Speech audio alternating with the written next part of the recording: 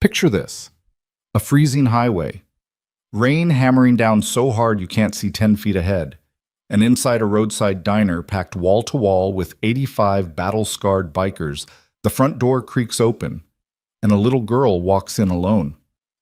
She's soaking wet. She's shaking. And she's holding 2 quarters in her fists like they're the last thing she owns in this world. What she whispers to the waitress will silence every single man in that room, but it's what they find hidden beneath her sleeve that will change everything and ignite a fury none of them can walk away from. You do not want to miss what happens next. Stay with me all the way to the end. Drop a like right now. And tell me in the comments, what city are you watching from tonight? Let's go. The storm had been building since noon, dragging itself across the flatlands like something wounded and furious. And by the time it reached the stretch of Route 11 that ran past the Iron Lantern, it had turned the sky the color of wet ash. Rain came sideways. Not the kind that taps on windshields, but the kind that punches them. The kind that makes you pull off the road and sit there gripping the wheel, wondering if the world's coming apart at the seams. Thunder cracked somewhere west of the tree line, and the lights inside the diner flickered once, twice, held. The Iron Lantern wasn't much. A flat-roofed building set back from the highway on a gravel lot that turned to soup whenever it rained. Neon sign buzzing in the window. The L had been dead for 2 years. Peeling paint, a screen door that didn't close right. Inside it smelled like coffee that had been on the burner too long and bacon grease that had seeped into the walls over decades. The kind of place truckers used to stop at before the interstate rerouted them 30 miles south. Now it survived on locals, the occasional lost traveler, and nights like this one. Tonight the lot was full. Not with trucks, with motorcycles. 85 of them, lined up in rows so tight you couldn't walk between them without turning sideways, their chrome dulled by rain and their exhaust pipes still ticking with heat. The Black Ridge Riders had rolled in 3 hours ago after a charity ride that started in Colton and was supposed to end in Briar Falls, but the storm made that impossible. So they filled the diner instead. Every booth, every stool.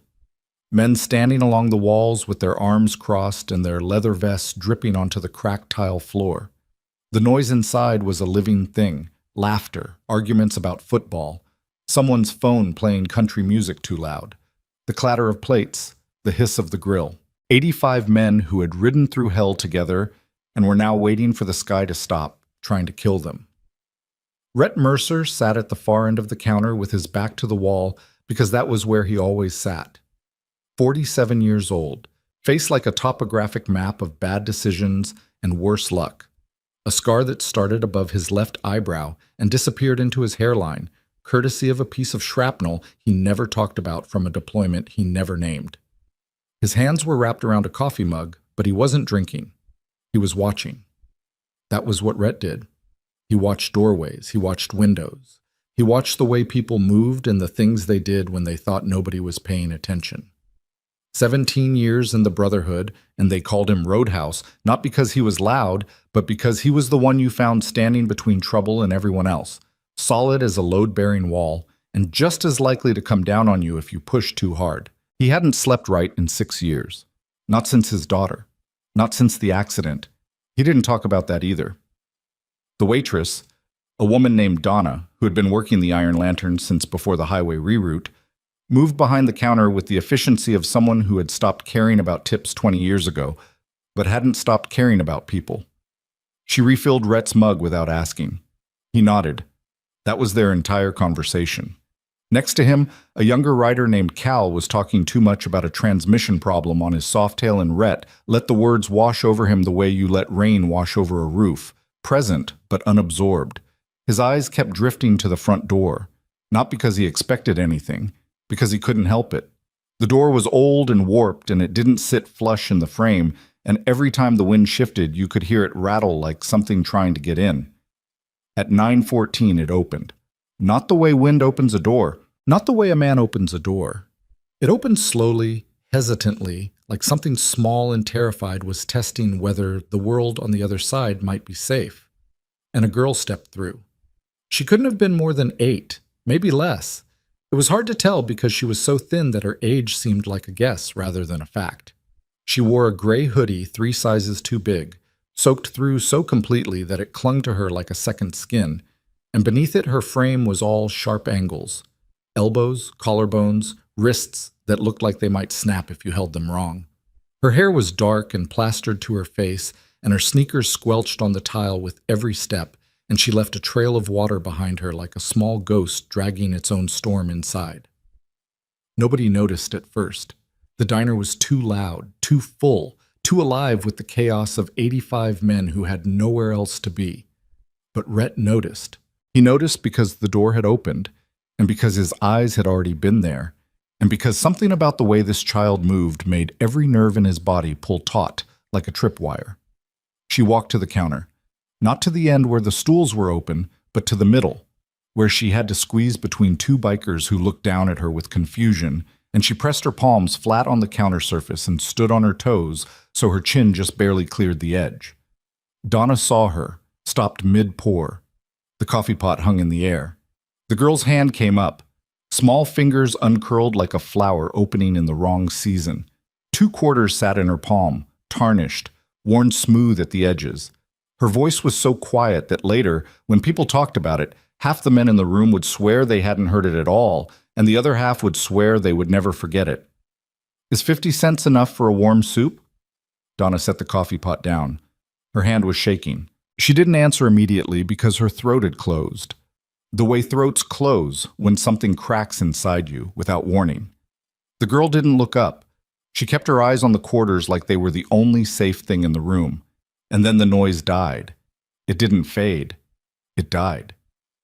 One man stopped laughing and elbowed the man next to him, and that man turned and saw and stopped talking, and the silence spread outward like a ripple in dark water until the only sounds left were the storm outside, the hum of the refrigerator behind the counter, and the steady drip of rainwater falling from the girl's hoodie onto the tile floor.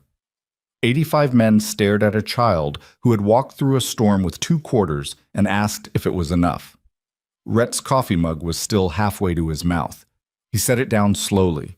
Something had shifted behind his eyes, something old and buried and dangerous. Donna moved first. She came around the counter with a dish rag and knelt in front of the girl and said, "Sweetheart, you sit right down here," in a voice that was calm and steady and completely at odds with the way her jaw was clenched so hard you could see the muscles working. She guided the girl to the stool nearest the kitchen where it was warmest, and the girl climbed up with the careful, practiced movements of someone who had learned to make herself as small as possible. "You keep your quarters," Donna said. "Soup's on the house tonight." The girl looked at her then. Really looked. And in that look was a calculation that no 8-year-old should know how to make.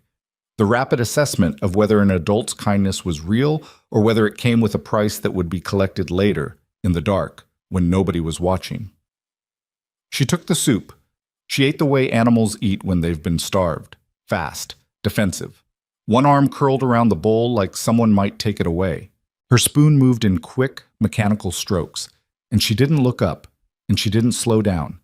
And when the broth hit the back of her throat, she made a sound, small, involuntary, almost a whimper, that made 3 grown men at the nearest table turn away because they couldn't watch anymore. Rhett hadn't moved from his stool, but he had shifted his weight forward. His elbows were on the counter, and his fingers were interlaced, and he was studying the girl with the same focused, surgical attention he had once used to study terrain maps in places where making the wrong call meant people came home in boxes. He saw the hoodie sleeve ride up when she reached for the crackers Donna had set beside the bowl. He saw the bruise. It was on the inside of her forearm, above the wrist. Not fresh, but not old either. That sick yellow-green color bruises turn when they're a few days into healing, spreading outward from a center that was still dark purple. The kind of bruise that doesn't come from falling, the kind that comes from being grabbed by someone much larger and much stronger who doesn't care what they leave behind. The sleeve fell back down. The girl kept eating. She hadn't noticed him looking, or maybe she had, and she'd learned that noticing got you nothing but more trouble.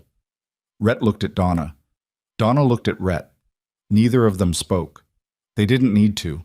The diner had been Donna's for 19 years, and Rhett had been riding past it for almost as long, and in all that time they had developed the kind of silent communication that exists between people who have both seen the worst of what the world does to the small and the helpless, and have never once made peace with it. Cal had stopped talking about his transmission. He was staring at the girl with his mouth slightly open and his beer forgotten in his hand. "Kid," Rhett said. His voice was low. Gravel and smoke and something underneath that might have been tenderness if you knew where to look. "What's your name?" The girl froze, spoon halfway to her mouth. She didn't look at him. "You're not in trouble," Rhett said. "Nobody here's going to hurt you. I just want to know your name." A long pause. The storm outside screamed against the windows. "Ember," she said, barely a whisper. "Ember Cole." "Ember." Rhett said it like he was testing the weight of it. "That's a good name. You out there alone tonight, Ember?" She nodded, then stopped, then nodded again, like she was deciding in real time how much truth she could afford. "Where do you live?" "Nothing." She pulled the bowl closer. "It's okay," Donna said from behind the counter. She had poured a glass of milk and set it beside the bowl without being asked. "You're safe here, honey. You eat your soup." But Ember wasn't eating anymore. She was staring at the front door with an expression that Rhett had seen before. On soldiers, on survivors, on people in hospital waiting rooms at 3 a.m. The expression of someone whose body was present, but whose mind was already calculating escape routes. "He'll come," she whispered. The words landed in the silence like a stone in still water. "Who'll come?" Rhett asked. She didn't answer. Her hand went to her sleeve and tugged it down, and in that single gesture was a library of information. The instinct to cover, to hide, to make the evidence disappear before anyone saw enough to ask questions she'd been trained not to answer. Rhett leaned back on his stool. He looked down the counter at a man named Tommy Vasquez, the Brotherhood's road captain, who was already watching from 6 seats away with his arms folded and his expression set like concrete. Tommy had 3 daughters. The youngest was 9. He didn't need anyone to translate what he was seeing. Donna brought Ember a second bowl of soup without asking. The girl ate it slower this time. The desperation had faded just enough for exhaustion to take its place, and her eyelids were heavy, and her head kept dipping forward like a bird falling asleep on a wire. Between spoonfuls, pieces fell out of her, not in a confession, not in a narrative, in the scattered, disjointed way that children release trauma. A sentence here, a fragment there, a detail that surfaced and then disappeared like something glimpsed through the window of a moving car. She lived with her uncle. His name was Gavin. Gavin Pike. They lived on a farm outside a place called Weller's Hollow, which was 23 miles north of here through roads that didn't have names, only numbers. Her mother had left when Ember was 4. No one had told her where or why. There was no father in the story. There was only Gavin. He rationed food. Breakfast was 1 piece of bread. Dinner was whatever he decided she deserved. Lunch didn't exist. If she broke a rule, speaking too loudly, leaving a light on, stepping outside without permission, dinner didn't exist either. Tonight she had been locked outside in the storm because she had wasted money. She wouldn't say what that meant. She wouldn't say how she'd gotten the quarters or what she'd tried to buy with them. She just said the words "wasted money" in a voice that sounded exactly like someone else's voice, like a recording she had been forced to memorize. She had walked 7 miles through the storm to reach the diner.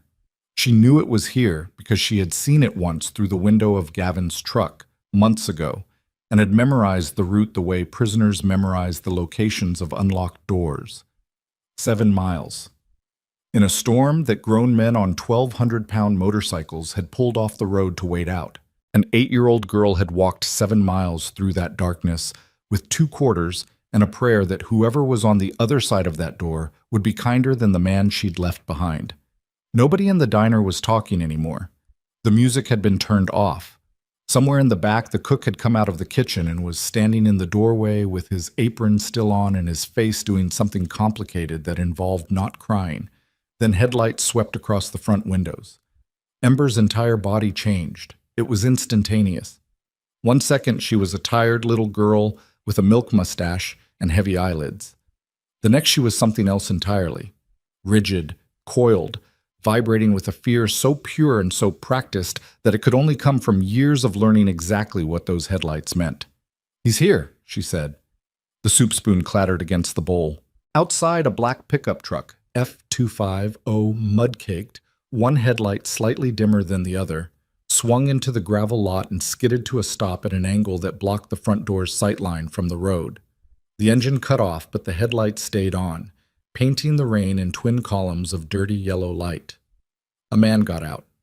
He was tall, 6'2", maybe 6'3", with the kind of lean, hard build that comes from labor and anger rather than any gym. He wore a canvas jacket, jeans, work boots.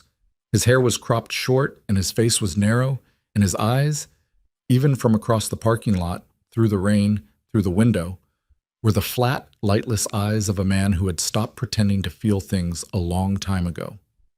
He walked toward the diner the way people walk when they believe the world owes them obedience.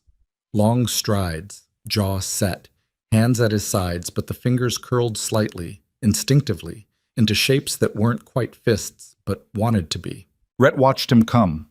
He hadn't moved from his stool.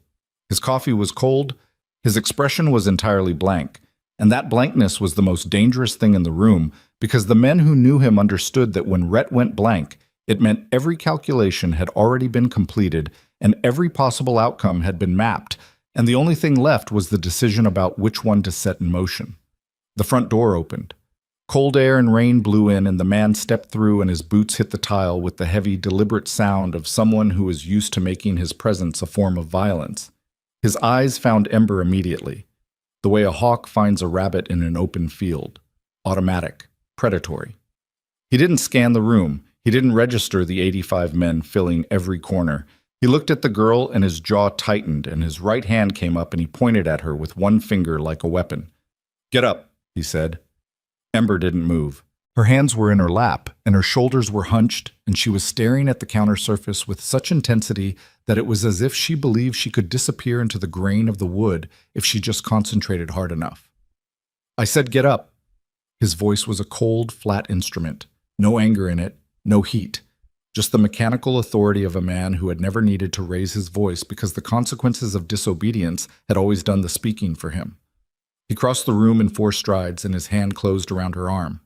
The same spot where the bruise was still healing, and he pulled her off the stool with a force that sent the milk glass tipping sideways and spilling across the counter in a slow white wave. Ember didn't scream. She didn't cry. She made no sound at all. And that was the worst part. That was the part that told everyone in the room exactly how many times this had happened before. So many times that the fear had burned through terror and come out the other side into a silence that was worse than any scream could ever be. Her sleeve rode up, and this time Rhett saw all of it. Not just the bruise. Beneath it, covering the inside of her forearm from wrist to elbow, was a series of tiny marks drawn in ballpoint pen. Lines. Dozens of them. Grouped in sets of 5. 4 vertical, 1 diagonal slash across them. Like a prisoner counting days on a cell wall. But these weren't days. Rhett's mind processed what his eyes were seeing, and the result was a kind of understanding that arrives not as thought, but as physical sensation. A heat that starts in the chest and radiates outward until your hands are steady, and your breathing is even, and your vision narrows to a single point of focus, and the rest of the world goes quiet. Each tally mark was a meal she had been denied. She had been counting them. Keeping a record on her own skin because she had no paper, no phone, no one to tell, and this was the only testimony she knew how to give. There were over 40 marks. Gavin was already turning toward the door, dragging Ember behind him, when Rhett stood up. The stool scraped against the floor. A small sound, but in that silence it carried the weight of a gunshot. "Let go of the girl." Gavin stopped, turned his head. Looked at Rhett the way you look at an inconvenience. A speed bump, a flat tire, something between you and where you're going. "Mind your own business." "She is my business now." Behind Rhett, a sound began. Not words, not a shout. Something more elemental. The sound of 85 men getting to their feet at the same time. Chairs scraped, boots hit the floor. Leather creaked. Bodies rose in a slow, deliberate wave that started at the tables nearest the counter and rippled outward until every single rider in the Iron Lantern was standing. They said nothing. That was the point. They didn't need to. The diner had become a wall, leather and steel and scars and silence and the kind of collective fury that doesn't burn hot. It burns cold, steady, patient, the kind that doesn't flare and fade, but locks in and holds until whatever needs to be done is done. Gavin Pike looked at Rhett. Then he looked at the wall of men behind him. For the first time since he had walked through the door, something moved behind his flat, dead eyes. Not fear, not yet, but the beginning of a calculation. The dawning recognition that the arithmetic of this room had changed in a way that no amount of authority or intimidation could reverse. He still had Ember's arm in his grip. She hung from it like a rag doll, limp and silent, her feet barely touching the floor. And Rhett Mercer stood between them with nothing on his face and everything in his eyes, and the rain hammered the roof above them like the world itself was holding its breath, waiting to see what would happen next. Then Ember did something no one expected. She spoke. "Don't look at the marks," she whispered. Her voice cracked on the last word. "He'll know I've been counting." And in that single sentence, in the desperate automatic reflex of a child trying to protect her only evidence from the man who had created it, the room understood that whatever was about to happen in this diner, there was no version of the next 5 minutes where Gavin Pike walked out with that little girl. Not tonight. Not ever again. Gavin's grip tightened on her arm. His jaw worked once, twice. His eyes swept the room one more time, counting bodies, calculating odds, and what he found there, 85 men, shoulder to shoulder, not one of them blinking, not one of them looking away, turned something inside him from cold to colder. "She's mine," he said. "Legal guardian. Signed papers. You touch me, I'll have every one of you in cuffs by morning." Nobody moved. Nobody spoke. The rain screamed, and from the far corner of the diner a phone was already being dialed. But the voice on the other end when the call finally connected didn't belong to the county sheriff. It belonged to someone far worse. The phone call lasted 11 seconds. Tommy Vasquez stood in the far corner of the diner with his back pressed against the wall and his hand cupped around the phone like he was shielding a flame from the wind. He didn't speak loudly. He didn't need to. The number he had dialed belonged to a woman named Maren Stokes, and Maren Stokes was the kind of person whose name made county officials go quiet mid-sentence and find something interesting to study on their desks. Former state investigator, current child advocacy director for the Tri-County region. The woman had put 11 abusers behind bars in the last 3 years alone, and she answered her phone at 9:30 on a storm-wrecked night the same way she answered it at noon on a Tuesday, with the calm, flat readiness of someone who understood that the worst things that happen to children almost always happen after dark. Tommy gave her the location, the child's name, the uncle's name, what they had seen. Maren said 4 words. "Don't let him leave." The line went dead. Tommy pocketed the phone and looked across the room at Rhett, who was still standing between Gavin Pike and the door with the absolute stillness of a man who had decided that the next person to make a move would not be him, but that he would be the last person to finish it. Their eyes met. Tommy gave a single nod, short, downward, definitive. The kind of nod that means the machinery is in motion and whatever comes next is already inevitable. Gavin hadn't moved. He still had Ember's arm locked in his grip, but his weight had shifted backward. A fraction, barely visible, the kind of postural retreat that liars and bullies make when they realize the room has stopped believing them. His eyes were doing the arithmetic. 85 men. One door behind him that led to the kitchen. One door in front of him blocked by a man who looked like he'd been carved from the same stone they use for highway barriers. The math wasn't working. "I'm her legal guardian," Gavin said again, and this time his voice carried a different note. Not the cold authority of before, but something thinner, sharper. The sound of a man reaching for a weapon he's used 1,000 times and finding it suddenly lighter than expected. "I have every right to take her home. You people have no idea what you're doing." Rhett said nothing. "You hear me? This is kidnapping. Every one of you. Kidnapping. I'll have lawyers so far up your—" "She's not going with you." The voice didn't come from Rhett. It came from Donna, who had moved out from behind the counter and was standing 6 feet to Gavin's left with a dish rag in one hand and the cordless diner phone in the other, and an expression on her face that contained 19 years of watching men like Gavin Pike operate in the shadows of small towns where nobody asked questions because the answers were too ugly to live with. "Sheriff's office has been called," she said. You can wait here or you can wait in the parking lot, but you're not leaving with that child. Gavin's head snapped toward her. Something moved behind his eyes. Fast, reptilian, the calculation of a man assessing whether a woman behind a diner counter constituted a threat or merely an obstacle. His grip on Ember's arm adjusted. Not releasing. Repositioning. The girl made a small sound in her throat that wasn't quite a whimper and wasn't quite a breath, and it traveled through the room like an electric current. Cal, the young writer who had been talking about his transmission 30 minutes ago in a world that no longer existed, took one step forward, then another. He didn't know he was doing it. His body had made the decision before his brain could weigh in, and by the time he registered that he was moving, he was already standing 4 feet from Gavin's left shoulder with his hands hanging at his sides and his chest rising and falling with the kind of controlled breathing they teach you in places where people learn to do controlled, terrible things. Easy, Rhett said. The word was directed at Cal, but his eyes never left Gavin. Easy, brother. Cal stopped. His jaw was working. His hands opened and closed at his sides like he was trying to hold something that kept slipping away. I've got kids, Rhett. His voice was strange, thin at the edges, like glass about to crack. I've got 2 daughters. I'm looking at this and I know what you're looking at. Do you?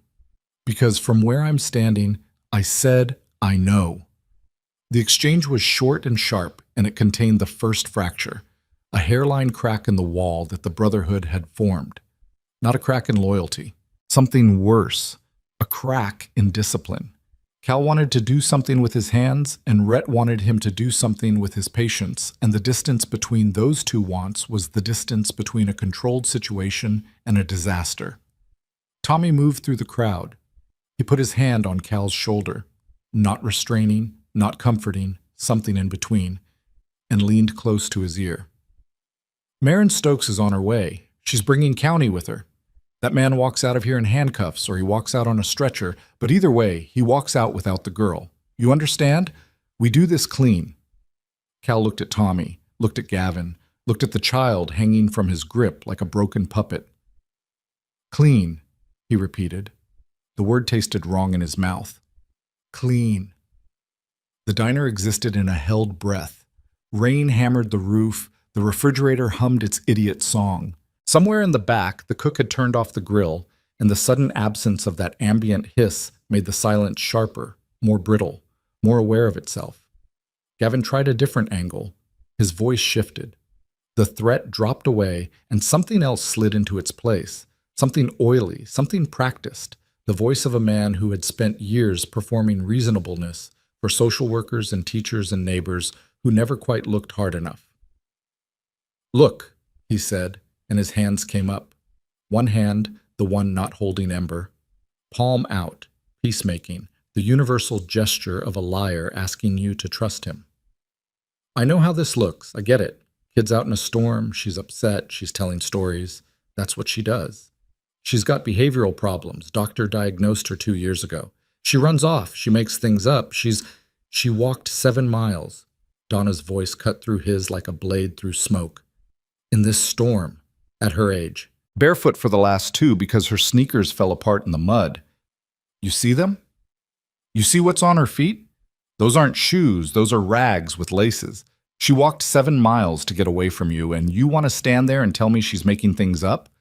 Gavin's mask slipped, just for a second. A flash of something underneath. Not anger, not fear, but contempt. The cold and bottomless contempt of a man who believes the world exists to serve him and cannot process the moment when it stops. You don't know what you're talking about. Show me her arm. The voice came from the back of the room. A man named Derek Hull, sitting in the last booth with his leather vest unzipped and his reading glasses pushed up on his forehead. Derek was 61 years old. He had been riding with Black Ridge for 23 years. He was a retired paramedic. He had seen more broken children in emergency rooms than most people know exist, and his voice carried the terrible, quiet weight of a man who had stopped being shocked by human cruelty sometime in his 30s and had spent the subsequent 3 decades simply documenting it. The bruise on her forearm, Derek said. Show it to me. Let me look at it. If it's nothing, it's nothing. If she fell off a bike or bumped into a doorframe, fine. Let me see it, and we can all calm down. Gavin's eyes found Derek across the room, and something passed between them that was older than language. The recognition between a predator and a man who hunts predators, each knowing exactly what the other is. I don't have to show you anything. No, Derek agreed. You don't. But the people who are coming, and they are coming, friend, they're going to want to see it. And they're going to want to see the rest of her. And whatever they find is going to determine whether you drive home tonight or ride in the back of a cruiser. So you might want to start thinking about what story you're going to tell that explains 40 tally marks on a child's arm. The number landed in the room like a grenade. 40. Gavin's face went through a sequence of micro-expressions so fast they were almost subliminal. Surprise, calculation, rage, containment. And then it settled back into the flat, controlled nothing that was his default setting. But the damage was done. Derek had seen the marks. Derek had counted the marks. And now every man in the room knew the number, and the number was 40, and the number meant 40 meals denied to a child who weighed less than a set of saddlebags. Ember was crying now, not loudly, not dramatically, silently. Tears ran down her face and dripped off her chin, and she didn't wipe them away because her one free hand was pressed flat against her thigh, rigid, the posture of a child who had been taught that any movement during a confrontation was a punishable offense. Rhett saw the tears. Something happened in his chest, a tectonic shift, a plate moving deep underground, the kind of internal event that doesn't register on the surface but rearranges the landscape permanently. He thought about a hospital room 6 years ago. He thought about a different little girl. He thought about the phone call that had come at 4 a.m. and the sound his own voice had made when he answered it, and the way that sound had never fully left his throat. He pushed the thought down. Not away, down, where it could fuel what came next without blinding him to it. Ember, he said. Quiet, steady. The voice of a man talking to a wounded animal across an open field. I need you to do something for me. I need you to let go of his hand. The girl looked at Rhett. Her eyes were enormous, dark, wet, filled with a comprehension that children shouldn't possess. The understanding that what was happening around her was a hinge moment, a door that would swing one way or the other, and the rest of her life would be determined by which way it went. He won't let go, she whispered. He will. He won't. He never... Ember. Rhett's voice didn't change in volume. It changed in density. It became heavier, more present, a physical thing that occupied space in the room. Look at me. Not at him. At me. I need you to trust me for the next 30 seconds. Can you do that? The girl stared at him. The calculation ran again, faster this time, more desperate. The assessment of whether this stranger with the scarred face and the gravel voice and the leather vest was something new or something she had seen before wearing a different face. She nodded. Good girl, now let go. Her fingers uncurled from Gavin's wrist. She hadn't been holding on. She had been gripping him.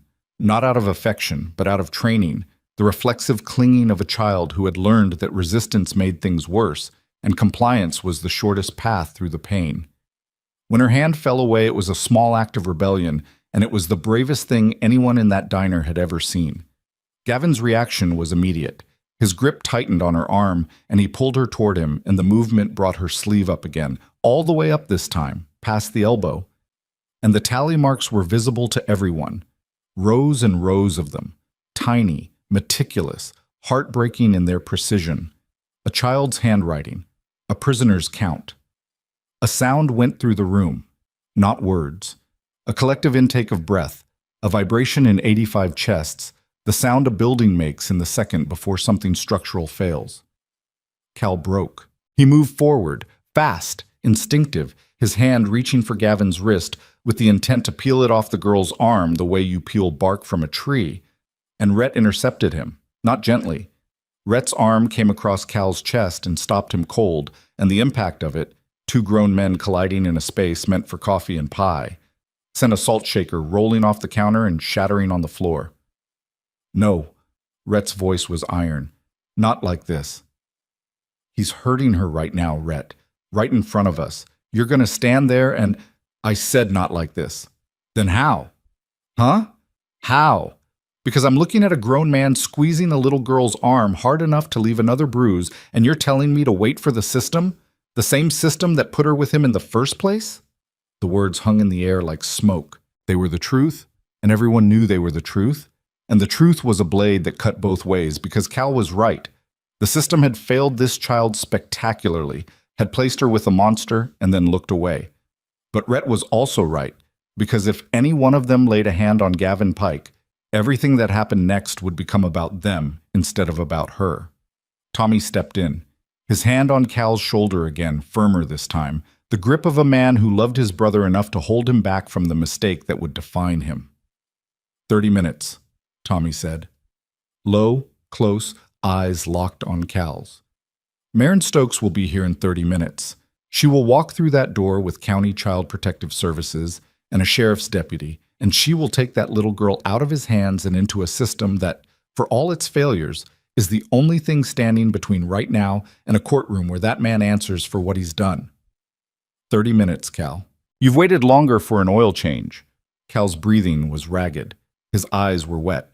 He looked at Ember, who was watching him with that terrible, ancient comprehension, and then he looked at the floor and his hands went to his hips, and he stood there breathing like a man who had just sprinted a mile and couldn't remember why he'd started running. 30 minutes, he said. The words were ground glass. 30 minutes. The fracture held, barely. The wall reformed around it, weaker in that spot but still standing, and the room settled into a new kind of tension. Not the immediate explosive tension of the confrontation, but something slower, heavier, the tension of a countdown. Gavin sensed the shift. His eyes moved around the room, and this time he saw what he hadn't seen before. Not just the number of men, but the nature of them. The patches on the vests, the scars on the knuckles, the military tattoos fading into weathered skin. The way they stood, not like bar patrons, not like bystanders, but like men who had occupied hostile spaces before and knew how to hold ground without firing a shot. He changed tactics again. His grip on Ember loosened, not releasing, adjusting, and his voice dropped into a register that was almost conversational, almost human, the voice of a man who has decided to try the most dangerous lie of all, the partial truth. You want to know the real story? He was talking to Rhett, but performing for the room. Her mother was my sister, was. Drug addict, in and out of rehab, in and out of jail, in and out of men's apartments where that kid saw things no kid should see. I took Ember in when nobody else would. Foster system didn't want her. Too many behavioral problems, too many incidents, too much paperwork. I stepped up. I'm the one who feeds her, clothes her, keeps a roof over her head. Is it perfect? No, I work 60 hours a week. I lose my temper sometimes, but I'm all she's got. He paused.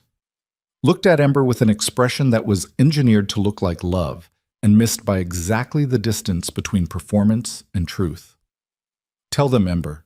Tell them I take care of you. The room waited. The girl was looking at the floor. Her free hand was at her side, fingers moving against her thigh in a repetitive pattern, tapping, counting, some private rhythm that was either self-soothing or the physical manifestation of a decision being made in real time. She didn't speak. Ember. Gavin's voice tightened. The mask slipped a millimeter. Tell them. Nothing. Tell them now. Rhett watched the girl's hand stop tapping, watched her shoulders draw together, watched the micro-expression that crossed her face. Not fear, not defiance, but something between them, the expression of a person standing at the edge of a cliff, deciding whether the fall was worse than what was behind her. Derek Hull stood up from his booth. Slowly. His knees weren't what they used to be, and the sound they made was audible in the silence. He walked to the counter and took the stool next to Ember, and he didn't touch her, and he didn't crowd her, and he sat there the way paramedics learn to sit with people in crisis, present, patient, steady as a heartbeat. Ember, he said, you don't have to tell anybody anything, not right now, not ever, if you don't want to. But I used to be someone who helped hurt people, and I want you to know that whatever you're carrying, you don't have to carry it by yourself anymore. The girl looked at Derek, looked at his lined face, his reading glasses pushed up on his forehead, the gray in his stubble, the gentleness in his eyes that was not softness but strength. The gentleness of a man who had seen the wound and was not afraid of it. Her hand went to her hoodie pocket. Small fingers disappeared inside and emerged holding something. A rectangle of plastic, scratched and battered, held together on one side with a strip of duct tape. A disposable camera. The room stared. "I took pictures," she said. Her voice was barely there, a moth's wing against glass. "When he wasn't looking, when he was asleep. I took pictures of the room, the lock on the door, the food in the kitchen, the marks." She looked at her arm. All the marks. Gavin's face went white. Not pale. White. The color of paper. The color of a man who has spent years constructing a fortress of lies and has just heard the sound of the first wall falling. "Give me that." His voice was different now. The performance was gone. The partial truth was gone. What remained was raw and ugly and real. The voice of a man who has been exposed and knows it, and is calculating not how to explain but how to destroy the evidence before anyone else can see it. He lunged for the camera.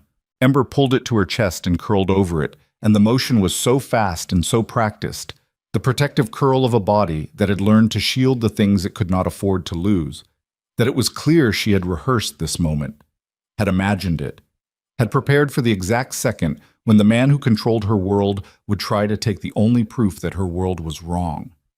3 things happened in the next 2 seconds. Rhett's hand closed around Gavin's wrist, not his arm, his wrist. The grip was precise, anatomical, applied to the exact spot where the tendons crossed, and the pressure would be most effective with the least force.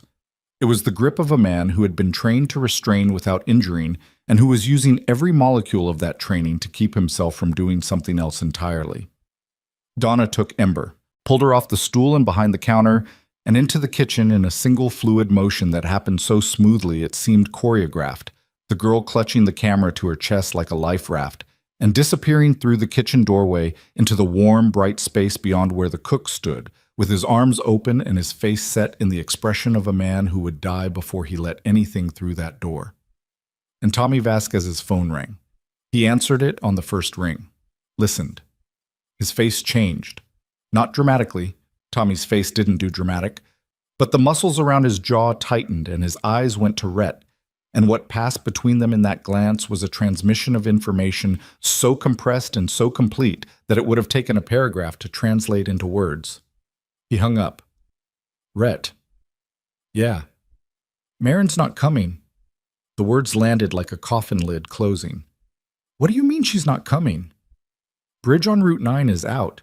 Storm took it 30 minutes ago. County Dispatch is rerouting emergency services through Garfield, but that's an hour detour minimum. Marin says she's coming, but she's 2 hours out now. Maybe more. 2 hours. 2 hours in a diner on a dead highway with a child abuser and 85 men whose collective patience was being held together by the thinnest thread of discipline and the promise that help was on the way. That promise had just evaporated. Cal laughed. Not a real laugh. The kind of laugh that comes out of a man when the last rational reason for restraint is removed, and the only thing left is the question he's been trying not to ask. So what now, Rhett? Huh? What's the plan now?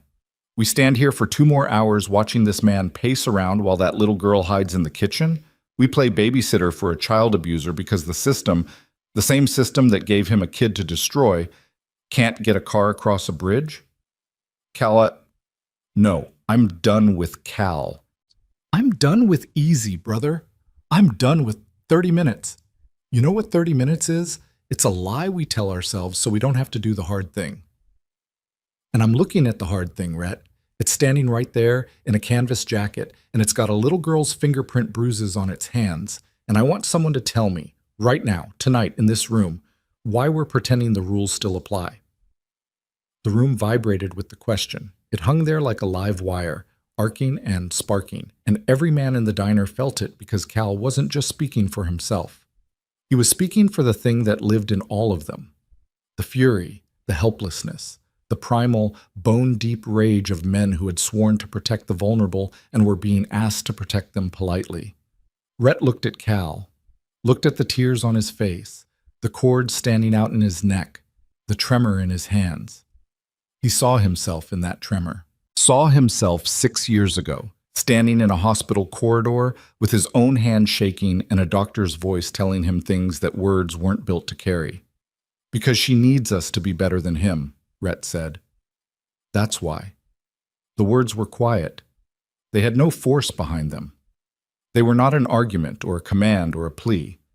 They were a fact, simple, cold, unanswerable. And they hit Cal in the chest like a fist, and he turned away and pressed his palms against the wall and stood there breathing with his forehead against the peeling paint and his shoulders shaking with something that might have been rage or grief or both. Gavin Pike had been watching this exchange with the focused attention of a cornered animal assessing the stability of the cage. He had heard the phone call. He had registered the information. 2 hours. No backup. No sheriff. No child protective services. Just bikers. A smile touched the corner of his mouth. Small. Controlled. The smile of a man who has just realized that time is on his side. 2 hours, he said. That's a long time to hold a man against his will. That's false imprisonment. That's a felony. Every minute I stand here, your case gets weaker and mine gets stronger. He turned to Rhett. You're the leader here. The shot caller? Then you should know. I've got a lawyer on retainer, family court, custody disputes. This isn't my first rodeo. You think you're the first people who've tried to take that girl from me? The last sentence dropped into the room and exploded without making a sound. Not the first. Others had tried.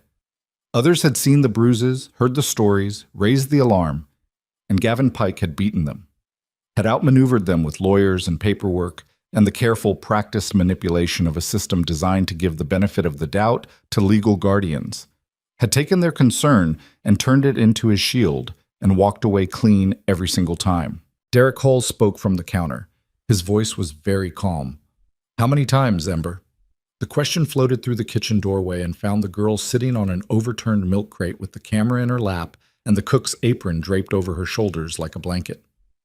How many times has someone tried to help you? A pause. Then her voice, small and distant, and hollowed out by years of hope, followed by failure, followed by silence. 3. Derek closed his eyes. 3 times.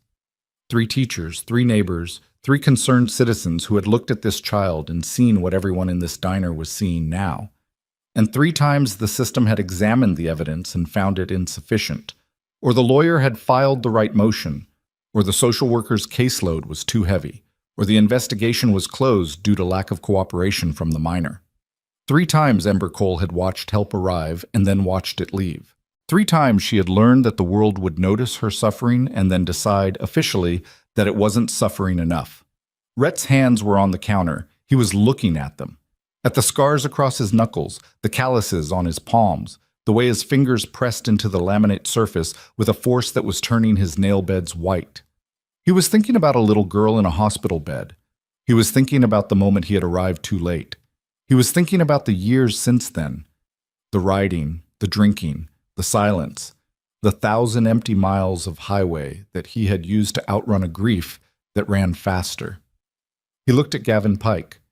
He looked at the kitchen door where Ember was hiding. He made a decision. Tommy. Yeah. Call Marin back. Tell her when she gets here. She's not just picking up a kid. She's picking up a case. I want statements from every man in this room. I want Donna's statement about the condition the girl arrived in. I want Derek's medical assessment on the record. I want that camera preserved as evidence. And I want you to call Vincent Laird. The name sent a ripple through the room. Vincent Laird, Brotherhood attorney. The man had defended riders in 3 states, had gone toe-to-toe with prosecutors who thought a leather vest was a conviction, and had never, not once, lost a case involving the protection of a minor. He charged nothing for cases like this. That was his rule. His only rule. Because Vincent Laird had his own scars and his own story, and the children in that story were the reason he had gone to law school in the first place. Tommy was already dialing. Gavin's smile was gone. The name had done something to it, had peeled it off his face the way weather peels paint off a barn. He knew the name, or he knew what the name meant, that this was no longer a standoff between a man and a room full of bikers. This was the beginning of a machine, legal, methodical, relentless, that would not stop until it had dismantled everything he had built. "You're making a mistake," he said. But the authority was gone. The oil was gone. What remained was the bare, ugly scaffolding beneath the performance. A man who had controlled a child through isolation and fear and was now experiencing, for the first time, what it felt like to be the one who was cornered. Rhett walked to the kitchen door. He didn't go through it. He stood in the frame and looked at the girl sitting on the milk crate with the camera in her lap and the cook's apron over her shoulders and the tears drying on her face in the warm air from the stove. "Ember." She looked up. "Nobody's coming to take you back to him. Not tonight, not tomorrow, not ever. I know people have told you that before. I know they didn't keep their word. But I'm going to tell you something, and I need you to hear it." He crouched down. His knees protested, and his back protested, and every year of hard road he'd ridden protested. But he got down to her level, and he looked her in the eyes, and what she saw there was not pity and not anger, but recognition. The look of one wounded thing seeing another wounded thing, and understanding, without words, the exact shape of the damage.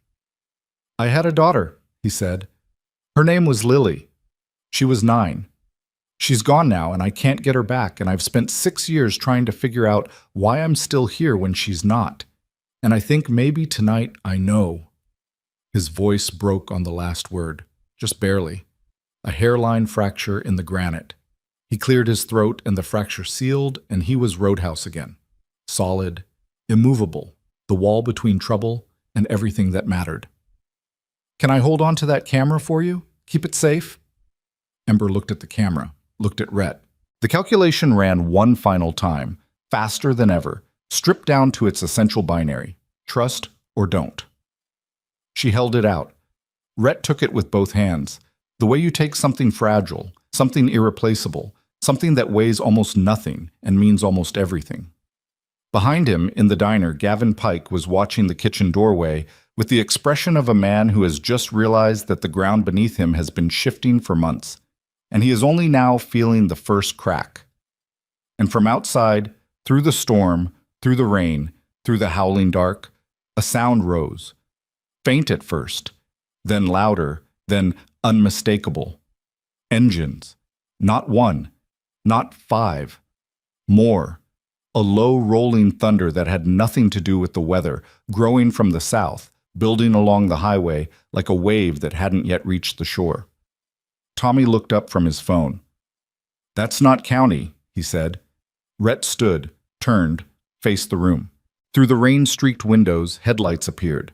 A staggered column of them, stretching back along Route 11 as far as anyone could see, cutting through the darkness like a slow-moving invasion. "Who'd you call?" Rhett asked. His voice was level. His eyes were not. Tommy's jaw tightened. "Everyone." The first bike pulled into the lot, then the second, then the third. They kept coming, 20, 30, 40, riders from chapters that had heard the call through a network that operated faster than any dispatch system and ran on a fuel that county bridges and washed-out roads couldn't stop. They were coming for the girl. And Gavin Pike, standing in the middle of a diner that was about to become the smallest room in the world, understood with absolute and final clarity that the last door had just closed behind him. They came out of the storm like something the highway had been holding back. 43 riders from 4 different chapters: Iron Vale out of Colton, Broken Spoke from the Ridge Towns, Cold River running the Eastern Corridor, and a handful of nomads who rode under no banner but answered every call. They filled the parking lot in waves, engines cutting through the rain with a sound that was less mechanical and more geological, the deep tectonic rumble of something shifting underground. Headlights carved the darkness into slices. Kickstands went down in the gravel like stakes being driven into the earth.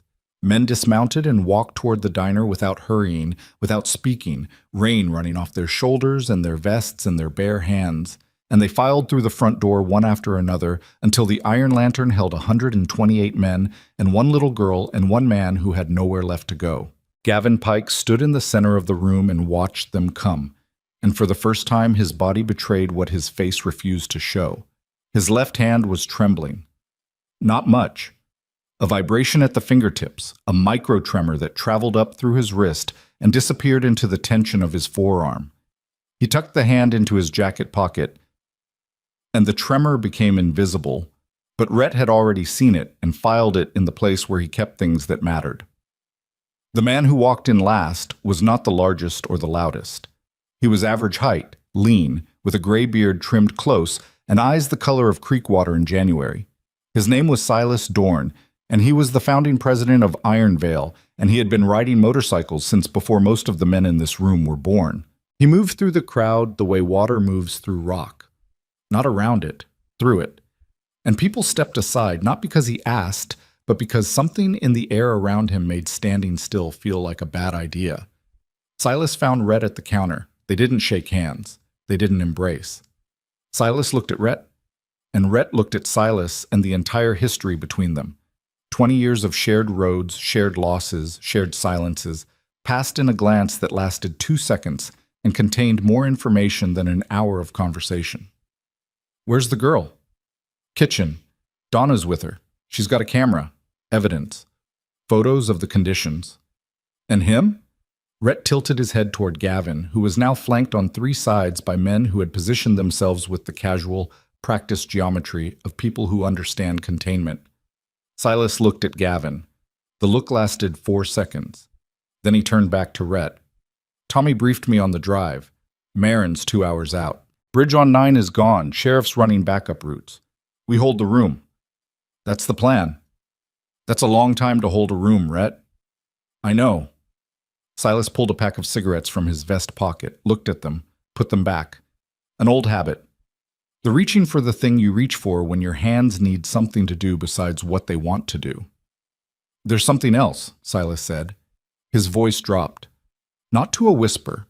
Silas didn't whisper. But to a frequency that existed below the ambient noise of the room, a private channel between 2 men who had learned to communicate in the spaces between words. "On the ride in, I made a call. Friend of mine at the state records office. Owes me a favor from way back. I asked her to pull what she could on Gavin Pike." Rhett waited. "She called back 12 minutes ago." Something in Silas's tone made the air around them change texture. Rhett felt it the way you feel a pressure drop before a storm. Not in your ears, in your chest. A tightening. A gathering. "And?" Silas reached into his inside vest pocket and pulled out a folded piece of paper. Not a printout. Handwritten. Notes taken in the dark on the back of a gas station receipt while riding 70 miles an hour through a downpour. The handwriting was cramped, nearly illegible, and Silas held it at an angle so only Rhett could read it. "Gavin Pike," Silas said quietly, "doesn't exist." The words entered Rhett's brain and bounced off something solid, the wall of assumptions he had been building since the man walked through the door. Legal guardian, uncle. Sister was a drug addict, took the kid in when nobody else would. A story, a performance. But behind the performance, a name, and a name meant a person. And a person could be found, verified, confronted, unless the name was a lie. "What do you mean he doesn't exist?" "I mean, there is no Gavin Pike in the state registry with a guardianship filing for any child named Ember Cole. No custody order, no family court record, no foster placement, nothing. The name comes back to a social security number that was issued in 1987 to a man who died in a car accident in Tulsa in 2004. He's using a dead man's identity." Rhett's hand was on the counter. His fingers pressed into the laminate, and the pressure turned his knuckles from red to white, to something beyond white, a bloodless landscape of bone and tension. He stared at the receipt in Silas's hand, and the letters on it rearranged themselves into a shape that was not a word but a feeling, the feeling of the floor dropping out from under you in the dark. "So who is he?" "That's the question." "Silas." "I don't know, Rhett, not yet, but I know what it means when a man takes a dead person's name and uses it to claim a child he has no legal right to, and so do you." Rhett knew. The knowledge arrived not as thought but as sensation, a cold, spreading sickness in his stomach that moved upward through his chest and into his throat and sat there like something swallowed wrong. He had spent 17 years on the road. He had seen what the world did to children in the shadows of small towns where the lights didn't reach. He had read the reports. He had attended the briefings at Brotherhood meetings where men with haunted eyes described what they had found behind locked doors in places that looked like every other house on the street. A man with a stolen identity holding a child with no legal paperwork was not an uncle. A man with a stolen identity holding a child was something else entirely. Does anyone else know? Rhett asked. Tommy, that's it. Keep it that way. For now. Rhett straightened. He looked across the room at Gavin Pike, at the man who called himself Gavin Pike, and what he saw was different now. Not a bully, not a negligent guardian, not even an abuser in the conventional terrible sense. Something worse. Something that operated in a category of human behavior that Rhett's mind approached the way you approach the edge of a cliff. Carefully, with full awareness that looking down would change you. He walked to where Tommy was standing near the jukebox. The machine was dark and silent, its chrome reflecting the overhead lights in long, warped streaks. Tommy was leaning against it with his arms folded and his phone in his hand, and the expression of a man who was holding a live grenade and trying to decide whether to throw it or fall on it. You heard, Rhett said. I heard. Marin needs to know. I called her. She's escalating. She's contacting the State Bureau of Investigation. This isn't county anymore, Rhett. This is federal level. If you took that child across state lines, don't. Rhett's voice cut through the sentence like a knife through wire. Don't finish that sentence. Not here. Not where the room can hear it. If these men find out what we think this is, there won't be anything left for Marin to investigate. Tommy looked at Gavin. Then he looked at the 100+ men filling every corner of the Iron Lantern.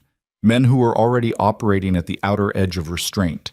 Men who had seen the bruises and the tally marks and the fear in a child's eyes and were holding themselves in check through sheer force of brotherhood discipline and the promise that the system was coming. If they learned that the man in the center of the room was not a bad uncle, but something categorically, fundamentally different, something that existed in the darkest basement of human behavior, that discipline would evaporate like water on a hot engine block. So what do? We wait. We hold, and we pray that Marin gets here before someone in this room figures out what we already know. Tommy stared at him. You said pray. I said what I said. Rhett walked back to the counter. His boots were heavy on the tile. Each step felt like it required more effort than the last, as if the knowledge he was carrying had physical weight, and it was accumulating with every second, pressing down on his shoulders and his spine and the back of his neck until his posture was something he had to maintain by force of will rather than habit. He sat on his stool. Donna refilled his coffee without a word. The mug was warm in his hands, and he wrapped his fingers around it and held it the way you hold something that keeps you anchored when everything else is trying to pull you into deep water. From the kitchen doorway, he could see Ember. She was sitting on the milk crate with the cook's apron still over her shoulders, and she was drawing on a piece of brown butcher paper with a pencil that the cook had found in a drawer. She was drawing a house. Not a real house. A child's house. With a triangle roof and a square body and 2 windows that looked like eyes. There was no door in the drawing. Rhett looked at that missing door, and something inside him made a sound that no one else could hear. Cal appeared beside him. The younger rider had been pacing near the back wall for the last 20 minutes, wearing a path in the tile between the restrooms and the emergency exit, and his face had the raw, chafed look of a man who had been crying without admitting it. Rhett? Yeah. Something's wrong. Yeah. Not just the obvious, something else. I'm watching you and Tommy and Silas, and you're all doing the same thing, but not looking at each other. When you look at each other, it's like a conversation I'm not part of. What's going on? Rhett took a slow breath. The coffee steam rose between them like a thin curtain that hid nothing. Not now, Cal. Don't do that. Don't shut me out.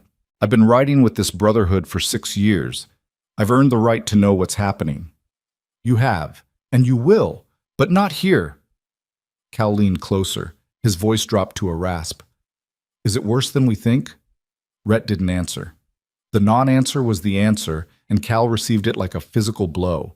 His head jerked back slightly, his eyes widened, and then a new expression settled over his features, something beyond anger, beyond outrage, a cold and total understanding that rearranged the architecture of his face into something older and harder and infinitely more dangerous. Tell me it's not what I think it is. Cal. Tell me, Rhett. Look at me and tell me that man is her uncle. Tell me he's got papers somewhere. Tell me this is just a bad guardian situation and not the other thing. Because if it's the other thing, go outside, Rhett said. Get air, cool down. Come back in 10 minutes. Cal stood there. His breathing was audible. His hands were shaking. 10 minutes, Rhett said. I'm asking you as your brother. Cal turned and walked toward the door. He moved through the crowd of riders like a man walking underwater. Slow, deliberate, each step costing him something he would not get back. When he reached the door, he pushed it open and the storm came in, and then the door closed and he was gone. And the room was quieter by exactly one man's worth of fury. Derek Hull was watching from 3 stools down. The retired paramedic had been silent since the new riders arrived, sitting with his hands folded on the counter and his eyes moving between Gavin and the kitchen and the knots of men gathered throughout the diner. He was reading the room the way he used to read a trauma bay, cataloging injuries, assessing resources, triaging emergencies. And what he was reading now was making the muscles in his jaw work in a rhythm that matched his heartbeat. He slid off his stool and walked to Rhett, sat beside him, kept his voice low. The tally marks on her arm. What about them? I've been thinking about them. The count.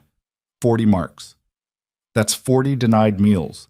If she's being denied food at the rate her body suggests, she's severely malnourished, Rhett. I don't need a chart to tell you that. Then 40 marks represents weeks. Maybe 2 months. Maybe more. Okay. But she told us she's been with him since she was 4. She's 8 now. That's 4 years. Rhett looked at him. You're saying the marks are just the ones she could reach, just the recent ones. I'm saying a child doesn't start keeping a count unless something changes, unless there's a reason to document, unless someone, a teacher, a counselor, a neighbor, told her to keep track, or unless she started thinking about escape and wanted evidence. Derek paused. But there's something else, the bruise pattern, the one on her forearm. What about it? It's a grip bruise, adult male hand, thumb on the inside, 4 fingers wrapped around the outside. That's a restraint injury, but the positioning is wrong for a grab. The angle suggests she was being held in place, held still for an extended period. The implication hung between them like poison gas, colorless, weightless, lethal. Derek continued. His voice was clinical now, detached. The voice paramedics use when the detachment is the only thing standing between them and a breakdown. I need to do a more thorough assessment, but not here, not in front of him. When Marin arrives, she'll have a forensic team. Good, because what I'm seeing is consistent with patterns I've seen before, patterns that go on court records and put people in cells where other inmates know what they did and arrange their own form of justice. He stopped, looked at Rhett with eyes that had seen too much for one lifetime and were seeing more tonight. How bad is this, Rhett? And don't tell me to get air. Rhett set down the coffee mug. The ceramic made a sound against the counter that was louder than it should have been, as if the room had been waiting for something to break the silence and had decided that this small, ordinary sound was enough. His name isn't Gavin Pike, Rhett said. The identity is stolen. There's no guardianship filing, no custody record, no legal connection to that child. Derek closed his eyes. His hands unfolded on the counter and then folded again, and the motion was the physical equivalent of a man saying a word he could not bring himself to speak. How many people know? You make 4. Keep it at 4. That's the plan. Because if the room finds out, I know. They sat in silence. The refrigerator hummed. Rain battered the windows in waves that sounded like hands slapping glass. The diner's fluorescent lights buzzed with the particular frequency of old wiring, a sound that was usually invisible, but tonight seemed to be the loudest thing in the building, a droning, insistent note that wormed its way into the back of Rhett's skull and lived there. Gavin was talking to someone. Rhett's attention snapped to it immediately. The man had moved to the far end of the counter near the register and was speaking to a rider from Cold River, a young man in his 20s who had arrived with the second wave and was standing near the door with a cup of coffee. He wasn't drinking. Just a misunderstanding, Gavin was saying. His voice was back to its practiced, reasonable register. The oily calm. The performing human voice. The girl has behavioral issues. I'm trying to get her help, but the wait lists are long, and in the meantime, she acts out. Tonight she ran off during the storm, and I came looking for her because I was worried sick. That's all this is. A worried guardian looking for his kid. The young writer was listening with the cautious, uncertain expression of someone who didn't have enough context to judge and was defaulting to the benefit of the doubt, because that's what reasonable people do in the absence of evidence. "I hear you, man," the writer said, "but those marks on her arm, self-inflicted." Gavin's response was instant, practiced. The speed of it told Rhett everything. This was a script, rehearsed and refined over years of conversations with social workers and teachers and anyone else who had gotten close enough to see the damage and ask questions. She does it to herself, part of the behavioral issues. The doctors call it self-regulatory marking. She uses a pen because we don't keep anything sharp in the house. I've been trying to get her into a program, but the county mental health services have a 6-month wait list. The lie was beautiful, structurally perfect. It contained enough clinical-sounding language to create the impression of a man who was not the cause of the problem, but a victim of the system's inability to solve it. And the young writer was nodding slowly, not because he believed it, but because the lie was designed to create just enough uncertainty to prevent immediate action. The tactical deployment of reasonable doubt by a man who had weaponized it. Rhett stood up. He didn't walk to Gavin. He walked to the young writer, put his hand on the man's shoulder, and spoke quietly. "Brother, I need you to step away from this man." The writer looked at Rhett, looked at the patch on his vest, recognized the rank, the years, the weight behind the words. "He's telling me, I know what he's telling you. Step away." The writer stepped away. Gavin watched the interaction with the flat, reptilian attention that Rhett was learning to recognize as his true resting state. Not the performed emotion, not the reasonable voice. This, the watching, the calculating, the constant assessment of threat and opportunity, this was who the man actually was. "You can't keep me from talking to people," Gavin said. "I'm not keeping you from anything. I'm advising my brother to exercise caution around a man whose identity doesn't check out." The words were calculated. Rhett had chosen them with surgical precision. He hadn't said the identity was fake. He hadn't said the name was stolen. He had said, "doesn't check out." A phrase vague enough to avoid revealing the full scope of what they knew, but specific enough to put Gavin on notice that the ground beneath him was eroding. Gavin's expression shifted. A micro-adjustment, invisible to anyone who wasn't watching for it. The corners of his eyes tightened. The muscles around his mouth changed by a fraction of a degree. The overall effect was subtle but unmistakable. The look of a man who has just realized that his opponent knows more than he should. "What did you say? You heard me. My identity is fine. I've got a driver's license in my wallet right now. You want to see it?" "I'm sure you do." The exchange was a knife fight conducted with inflection and implication. Each sentence was a cut, each pause was a feint, and between them the air crackled with the particular electricity that exists between a man who is lying and a man who knows it. Tommy appeared at Rhett's side.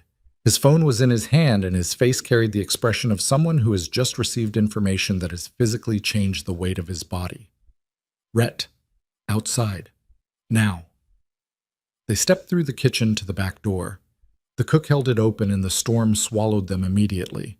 Rain driving sideways, wind pulling at their clothes. The parking lot, a lake of black water reflecting the diner's neon sign in broken, swimming fragments. They stood under the narrow overhang, with their shoulders pressed against the building's cinder-block wall, and the cold ate through their clothes in seconds. "Marin called back," Tommy said. He had to raise his voice against the wind. "Her people ran the Social Security number. The real Gavin Pike died in Tulsa 22 years ago, unrelated, car accident, standard identity theft case.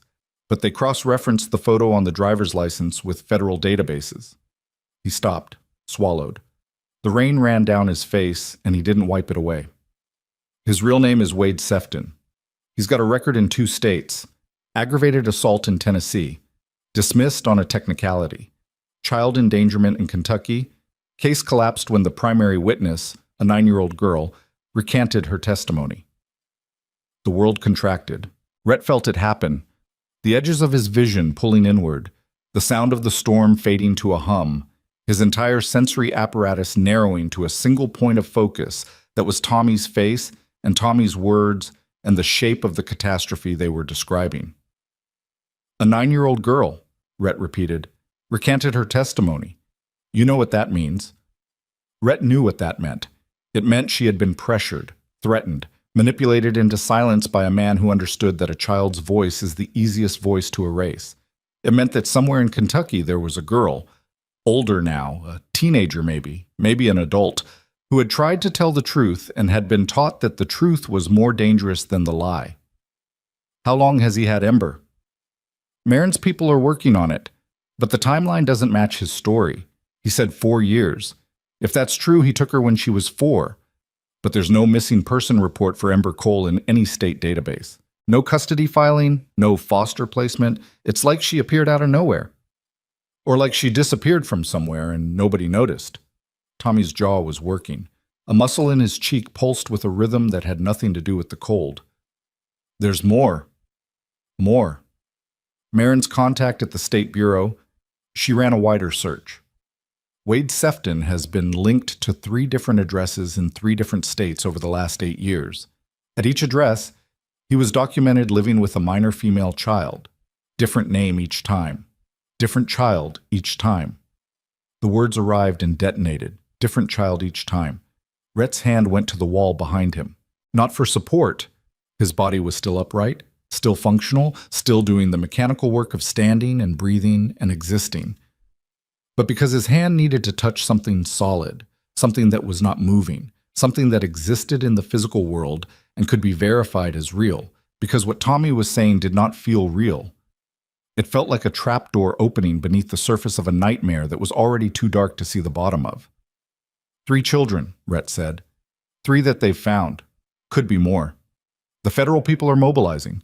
Marin says she's got an FBI field office contact who's already pulled the file. FBI? This isn't a custody case anymore, Rhett. This isn't even a state case. This man, Wade Sefton, whatever his name is, he's been moving across state lines with children who have no documented origin, no birth certificates that match, no parents on record. The Bureau has a name for this pattern. You know what they call it. Rhett knew. The name existed in a part of his vocabulary that he had hoped he would never need to use outside of a Brotherhood briefing room. A word that described not a single act but a system, organized, repeated, and so fundamentally evil that the human brain resisted processing it the way the body resists poison. How long until Marin gets here? Hour and a half, maybe less. She's coming with state police now. FBI is deploying from the field office in Garner, an hour behind her. That's 2.5 hours. Yeah. And inside that diner is 128 men who think they're dealing with a bad uncle. Yeah. And if they find out what we know, they'll kill him, Rhett. The statement was not hyperbole. It was not a prediction. It was a structural assessment of the situation, a calculation of force, emotion, and moral fury that added up to a sum as certain as gravity. 128 men, many of them fathers, many of them veterans, all of them staring at a man who they believed had starved and beaten a child. If they learned the full scope, the stolen identity, the pattern across state lines, the other children, the restraint that had held them in check would not bend. It would shatter. And what came after the shattering would make the evening news for all the wrong reasons, and Gavin Pike, Wade Sefton, would become a martyr instead of a convict, and the case would collapse, and every child he had ever touched would lose their chance at justice. Rhett closed his eyes. The rain hit his face and ran down his neck and pooled in the collar of his leather vest, and he felt none of it. He was somewhere else. He was in a hospital room 6 years ago, standing beside a bed that was too small for the machines attached to it, holding a hand that was already cold, listening to a sound that was not a sound but the absence of one. The moment when the monitor stopped beeping and the room went quiet, and his daughter left the world with a silence that had followed him down every highway since. He had failed Lily, not through action, through absence, through the 1,000 small choices that had put distance between him and his family until the distance became permanent, and the permanence became loss, and the loss became the thing he rode away from every morning and rode toward every night. He would not fail Ember. Tommy. Yeah. I need you to do something for me. Name it. I need you to go back inside and tell Cal. Only Cal. Tell him everything. He's the one most likely to break, and he needs to understand why breaking isn't an option. He needs to know that the only way that little girl and every other child this man has touched gets justice is if Sefton walks out of this diner alive and into federal custody. Cal needs to hear that, and he needs to hear it from you because if I tell him, he'll think I'm being cautious, and if you tell him, he'll know it's the truth. Tommy nodded. The rain streamed down his face in rivulets that followed the creases around his eyes and mouth, mapping the years the way water maps the age of stone. And you? I'm going to go sit next to that man, and I'm going to look at him and know what he is, and I'm going to keep my hands on the counter and my voice level and my face blank for 90 more minutes because that's what she needs me to do. He opened his eyes. The storm raged around them. The diner's neon sign reflected off the flooded parking lot in shattered fragments of red and blue, and the motorcycles sat in their rows like patient animals waiting for their riders to return. Can you do that? Tommy asked. Knowing what you know? Rhett looked at his hands. They were steady. That was the terrifying part. They were perfectly, absolutely steady. Not because he was calm, but because he had passed through calm and come out the other side into a place where the body operates on a frequency that has nothing to do with emotion. A place where the hands are steady because the decision has already been made and the only thing left is the execution. I was trained to sit across from men who were trying to kill me and make conversation, Rhett said. This is the same thing, just uglier. He pushed off the wall, walked to the door, stopped. Tommy. Yeah. If I stand up from that counter before Marin gets here, if you see me stand up and move toward him, I need you to stop me. Rhett, I need you to promise me. Tommy looked at the man in front of him, looked at the scar above his eyebrow, the lines around his eyes, the set of his jaw that was holding together a fury so vast and so compressed that it had become something indistinguishable from stillness. I promise. Good. Rhett opened the door and walked back into the diner, and the warmth hit him like a wall, and the smell of coffee and wet leather filled his lungs, and he moved through the crowd of riders who parted for him without being asked. And he sat down on his stool at the counter, 2 seats from where Wade Sefton stood wearing a dead man's name, and he wrapped his hands around his coffee mug, and he breathed in and he breathed out, and the clock on the wall above the kitchen doorway read 10:47, and Marin Stokes was 90 minutes away, and the FBI was 2 hours behind her, and inside the kitchen, a little girl was drawing a house with no door. And Rhett Mercer sat with the knowledge of what that man was burning inside him like a furnace with no vent, and he held it, and he held it, and the walls of the diner seemed to contract with every breath, until the room felt no larger than a coffin.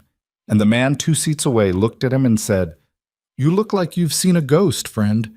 And Rhett looked back at him with eyes that contained the entire weight of what he knew and every ounce of what he wanted to do and the razor-thin discipline that stood between the two. And he said, "I've seen worse than ghosts."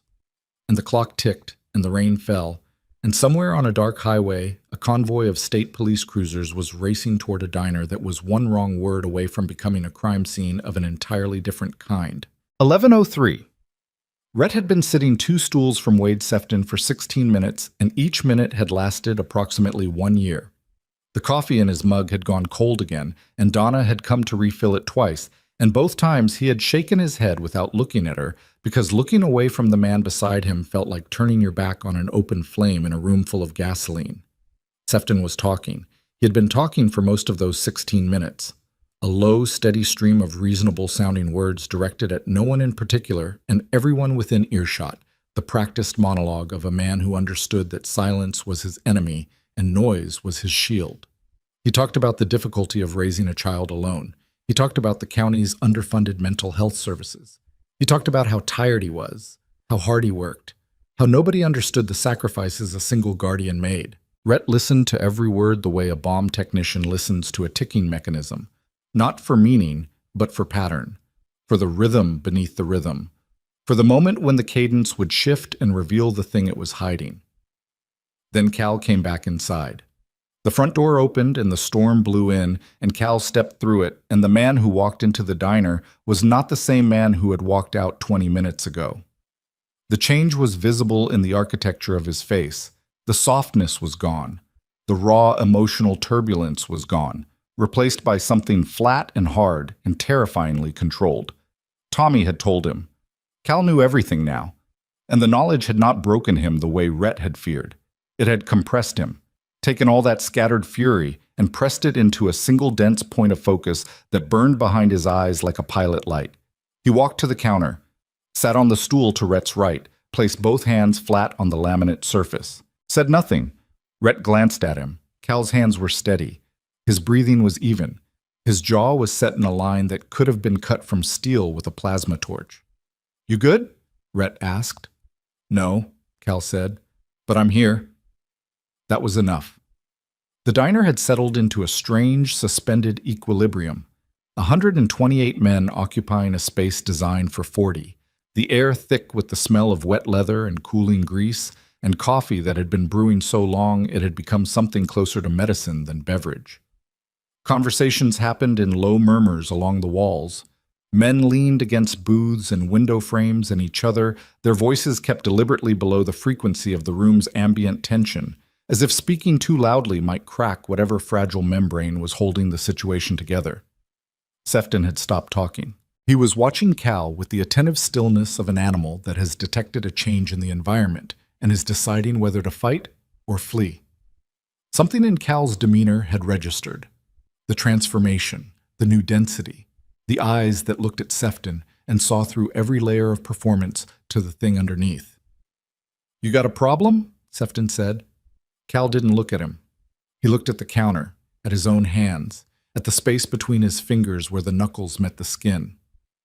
"Not yet." 2 words, delivered with the precision of a scalpel placed on a surgical tray. Not a threat. Worse than a threat. A statement of position, a boundary marker planted in the dirt. Sefton's mouth opened, closed. His eyes went to Rhett, searching for the leader, the decision-maker, the man whose temperature would determine the rooms.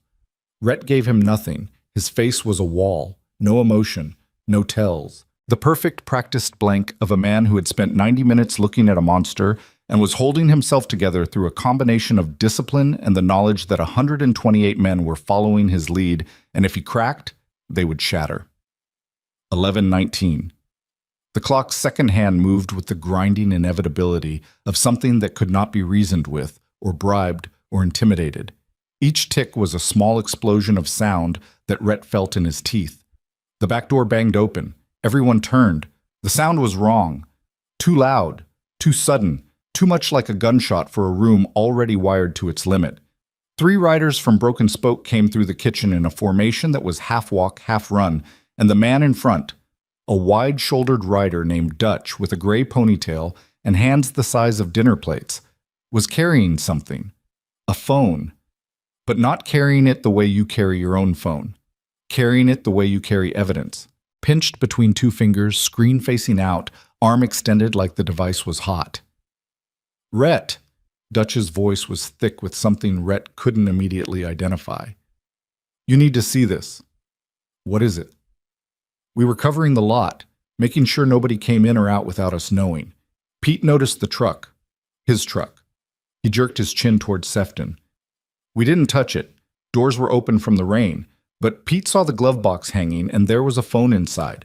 Not a smartphone, a burner, prepaid, no contacts, but the text history. Dutch. It's bad, Rhett." The room had gone quiet. Not the deliberate silence of the earlier confrontation, but the organic silence of 100 men who had all heard the word bad spoken in a tone that made it mean something catastrophically larger than its 4 letters could normally contain. Rhett took the phone. The screen was cracked. The plastic casing was yellow and cheap, the kind of phone you buy at a gas station and throw away when you're done with it. He navigated to the text messages with his thumb, and the first conversation loaded, and he read 3 lines, and then he stopped reading because his vision had gone white at the edges, and his hands, his steady, dependable, bomb technician hands, were shaking. He set the phone face down on the counter. He breathed, in, out, in, out. The fluorescent lights buzzed, the rain hammered, the refrigerator hummed its idiot song. And beneath all of it, beneath every ambient sound in the building, Rhett could hear his own heartbeat. Slow, heavy, mechanical. The sound of a machine that would not stop running no matter how badly it wanted to. Tommy! Tommy was already there. He had materialized beside Rhett with the speed and silence of a man who had been watching from across the room and had recognized the moment the atmosphere changed. "I need you to take this phone," Rhett said.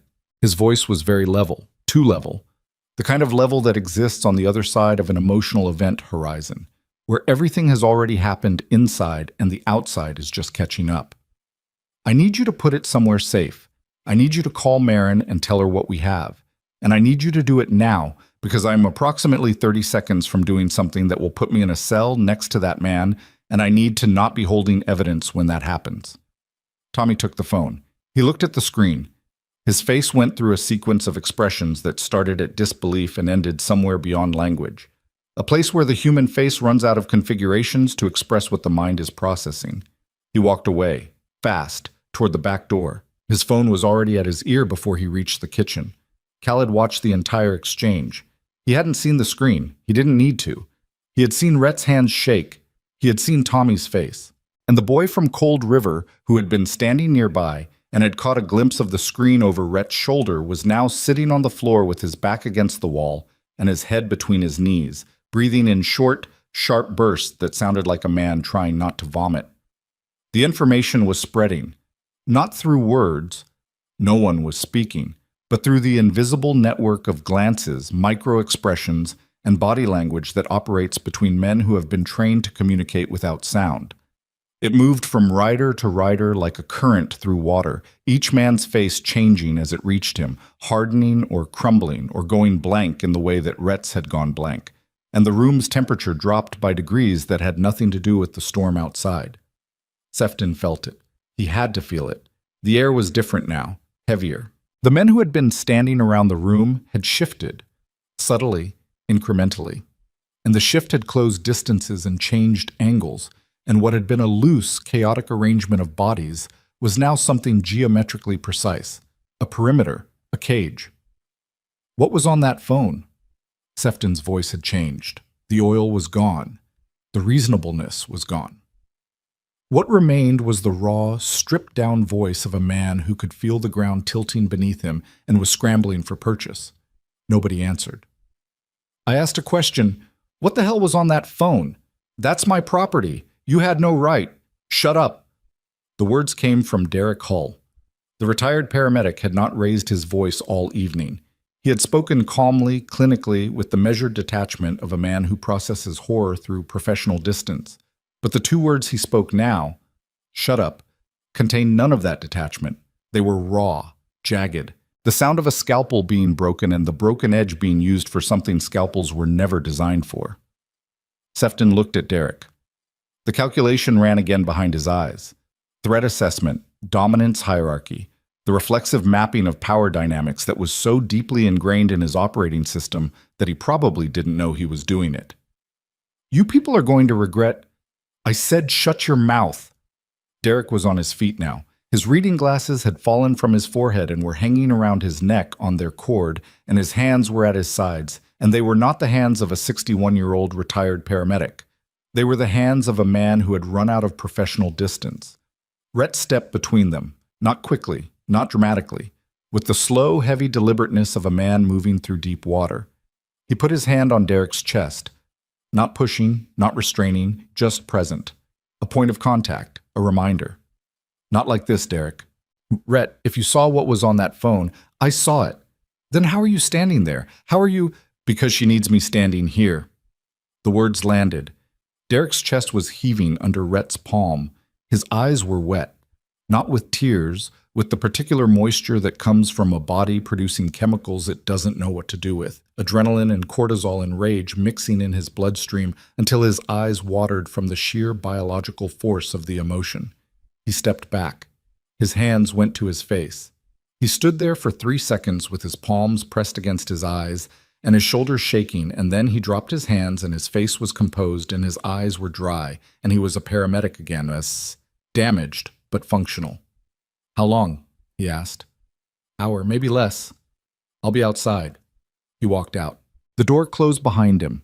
and through the window Rhett could see him standing in the rain with his face turned up toward the sky, and his arms hanging at his sides, and the water running off him like he was trying to let the storm wash something away that would not come clean. 11:31. 59 minutes, maybe less.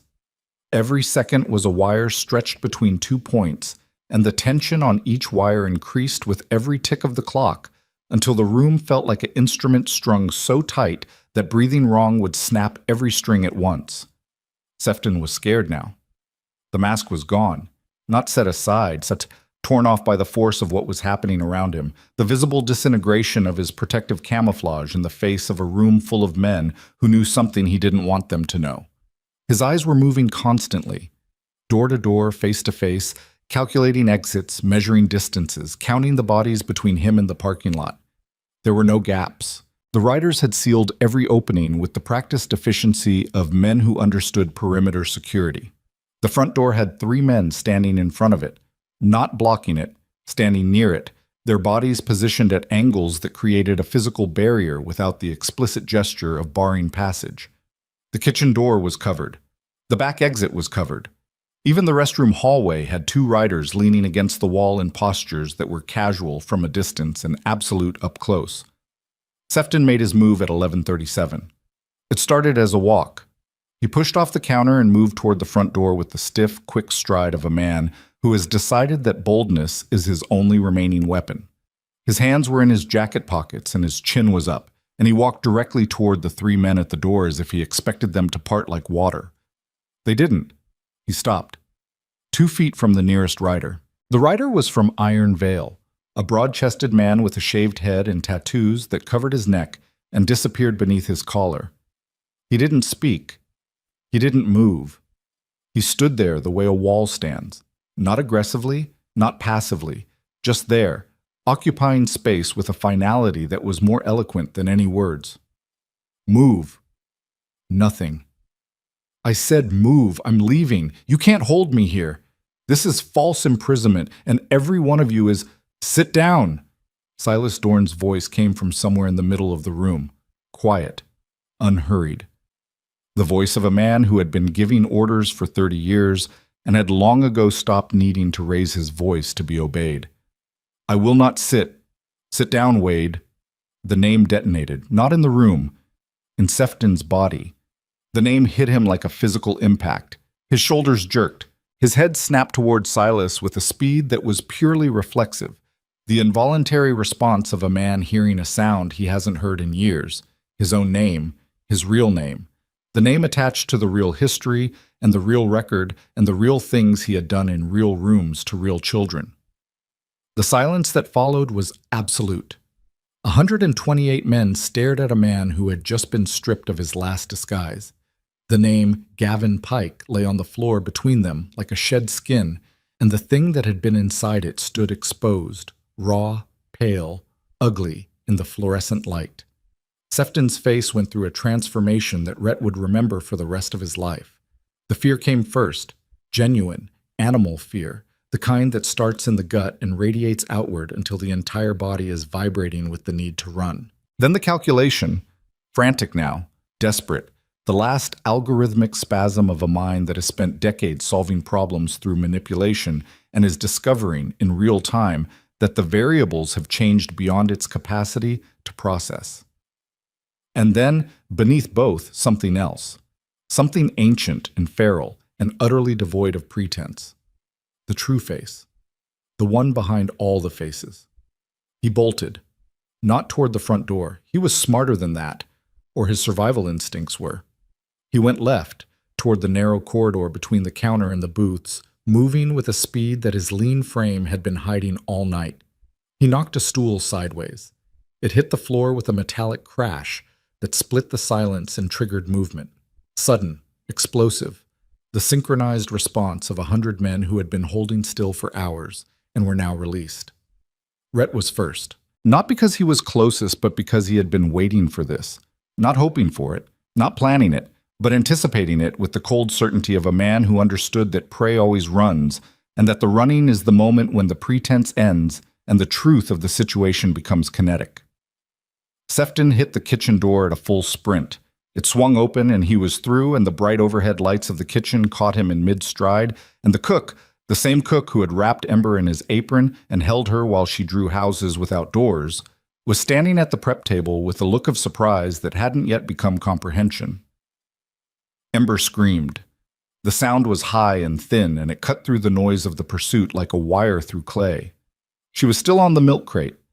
The camera was in her lap. She had been drawing. The butcher paper was covered in houses now, dozens of them, a neighborhood of doorless structures that was either a child's art project or a map of every place she had never been allowed to leave. Sefton didn't look at her. He was past her in 2 strides, heading for the back door, his boot slipping on the kitchen tile, and his hand reaching for the handle, and the door crashing open and the storm swallowing him whole. Rhett came through the kitchen 3 seconds later. He grabbed the door frame to change direction without slowing, and the metal bit into his palm, and he felt nothing because his body had switched to a mode that didn't process pain. Behind him he heard voices, Cal's, Tommy's, a dozen others, and boots on tile, and the crash of the prep table being shoved aside. And then he was through the back door and into the rain, and the cold hit him like a fist, and he could see Sefton running across the flooded parking lot toward the black truck with the mud-caked fenders and the one dim headlight. The man was fast. Fear made him fast. The same survival instinct that had kept him ahead of investigations and social workers, and 3 prior attempts to intervene was now propelling him across 50 yards of gravel and standing water with a speed that seemed impossible for his frame. But Rhett was faster, not because he was younger or stronger or in better shape, because his speed came from a different fuel source. Sefton was running from something. Rhett was running toward something. And toward is always faster than from, because from has a destination, away. And away is everywhere and nowhere, but toward has a single, fixed point, and every molecule of energy is focused on reaching it. He closed the distance in 8 seconds. His boots sent up rooster tails of black water. The rain hammered his face and filled his eyes, and he ran blind for 3 strides, navigating by sound. The slap of Sefton's boots ahead of him, the jingle of keys being pulled from a pocket, the mechanical click of a truck door handle being yanked. Rhett hit him from behind. Not a tackle, something more precise. His hand caught the back of Sefton's jacket collar, and his momentum carried both of them forward, and Sefton's face met the truck's door panel with a sound that was wet and hollow and definitive. The keys flew from his hand and landed somewhere in the standing water and disappeared. Sefton spun. His elbow came up. Sharp, practiced, the instinctive counterstrike of a man who had been in fights before, and caught Rhett across the jaw. Pain bloomed, hot, sudden, electric. Rhett's head snapped sideways and he tasted copper, and the rain mixed with it and ran down his chin in pink streaks. He didn't let go of the collar. They grappled against the truck. Sefton's back against the door panel, Rhett's weight pressing forward, their faces 6 inches apart in the rain and the dark. Sefton's eyes were wild. The eyes of a trapped animal that has used up every trick and every escape route and is operating on nothing but adrenaline and the absolute refusal to stop fighting. "You don't know what you're doing," Sefton hissed through his teeth. Rain ran into his mouth. His breath was hot against Rhett's face. "You think you're saving her? You're ruining her. She's nothing without me. She's nobody. I made her." Rhett's hand found his throat. Not squeezing, holding. The grip was positioned exactly where training had taught him. Below the jaw, above the trachea, firm enough to control, not enough to damage. The discipline was holding. Barely. By the thinnest filament of will that had ever existed in the history of human restraint. "I made her," Sefton said again. The words were distorted by the pressure on his throat, but they came out anyway because the compulsion to claim ownership was stronger than the compulsion to breathe. "You think she's yours now? She'll always be mine. You can't undo what I—" "Rhett!" Tommy's voice. Close. Behind him. Hands on his shoulders. Pulling. Not hard. Just enough to create the physical sensation of another person's presence. The reminder that he was not alone, and that what happened in the next 3 seconds would define not just this night, but the rest of his life. "Let go, brother. Let go. He's done. It's done." Rhett's hand was still on Sefton's throat. The rain ran between his fingers and down the man's neck, and pooled in the hollow of his collarbone. The distance between holding and squeezing was the width of a decision, a single neural impulse, a twitch of the flexor muscles, a choice that would take approximately 1/10 of a second to execute and approximately forever to undo. He thought about Lily. He thought about the hospital room and the monitors and the silence. He thought about 6 years of highway and emptiness and the belief that he had been left alive by accident, that his continued existence was a clerical error in a universe that had already taken the only thing that mattered. He thought about Ember drawing houses without doors. He let go. Sefton slid down the truck's door panel and sat in the standing water with his back against the tire and his legs splayed out in front of him and the rain hammering his upturned face. He was breathing in short, ragged gasps. His nose was bleeding from the impact with the door. A thin stream that mixed with the rain and ran down his chin and dripped onto his canvas jacket in patterns that looked like abstract art. Cal arrived. Then Dutch. Then Silas. Then a wave of riders who poured out of the diner's back door and formed a semicircle around the truck with the solemn, heavy precision of men completing a formation they had been building all night. They stood in the rain and the dark and the cold, and they looked down at the man on the ground, and nobody spoke because there was nothing left to say that the rain wasn't already saying. Tommy crouched beside Rhett, put his hand on the back of his neck. The grip was firm and warm, and it was the most human thing Rhett had felt in 6 years. "You did it, brother. You held." Rhett's jaw was swelling where the elbow had caught him. Blood was still running from the corner of his mouth. His leather vest was soaked through and his hands were scraped from the gravel and his knees ached from the impact of the tackle and his chest was heaving with exertion that was only partially physical. "She's still in there," he said. "Someone needs to be with her. She heard the screaming. She's alone." Cal was already moving. He turned from the circle and walked back toward the diner, and his stride was different now. Not the furious, coiled walk of a man looking for a fight, but the steady, purposeful walk of a man who knew exactly where he was needed and was going there without hesitation. From the south, a sound, distant but growing. Not engines this time. Sirens. The high, keening wail of multiple vehicles running emergency speed, their sound distorted by the wind and the rain into something that rose and fell like a mechanical cry. Tommy pulled out his phone, looked at the screen, looked at Rhett. "Marin, 10 minutes out. State police with her. FBI is 20 behind. 10 minutes. After hours of waiting, of holding, of sitting 2 stools from a monster and keeping his hands on a coffee mug instead of around a throat. 10 minutes. Rhett stood. His body protested at every joint. He walked to the circle of men surrounding Sefton and he looked down at the man sitting in the mud and the rain and the blood. And he said nothing. He just looked. And Sefton looked back. And in that exchange, 2 men in the rain, one standing and one broken, the storm between them and the sirens getting closer, was the complete and final verdict of a night that had started with 2 quarters and a question about soup. Then Rhett turned his back on Wade Sefton. He walked toward the diner. Through the parking lot, through the rows of silent motorcycles, through the back door, through the kitchen where the cook was standing with tears running down his face and didn't seem to notice, into the dining room where the overhead lights were too bright and the air was too warm and the smell of coffee was so strong it was almost a taste. Cal was kneeling beside the milk crate. Ember was in his arms. She was crying, not silently this time, not the practiced survival-trained silence she had deployed all night, but openly, loudly, with the raw and devastating abandon of a child who had finally found a space where crying was allowed. Her face was pressed against Cal's shoulder, and her small body shook with each sob, and Cal held her the way you hold something that has been broken so many times, it has forgotten what whole feels like. Rhett stood in the kitchen doorway and watched. Cal looked up. His eyes met Rhett's. They were red. His chin was trembling. His arms were wrapped around the girl with a fierceness that was not strength, but something more. The physical declaration of a man who had found the thing he didn't know he'd been looking for and was not going to let go of it. "She asked me if the bad man was gone," Cal said. His voice broke on every other word. "She asked me if the bad man was gone, and I told her yes, and she said, He couldn't finish. Rhett waited. Cal swallowed, tried again.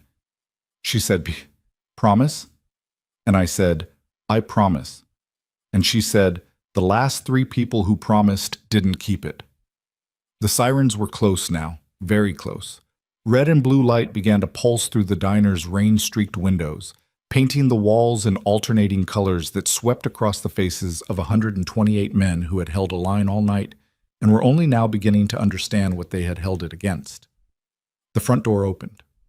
A woman walked in. 50s, short gray hair, no umbrella. Rain soaking through a windbreaker that said State Child Advocacy in faded yellow letters. She had the face of someone who had walked into rooms like this before, rooms full of anger and sorrow and the particular exhaustion that comes from standing too close to the worst things people do to each other, and had never once walked away from one. Maren Stokes surveyed the diner. She saw the riders. She saw the coffee cups. She saw the spilled milk still drying on the counter. She saw Rhett standing in the kitchen doorway with blood on his chin and something immeasurable in his eyes. "Where's the child?" she asked. "Kitchen," Rhett said. "She's with one of ours." Maren looked at him. The look lasted 3 seconds.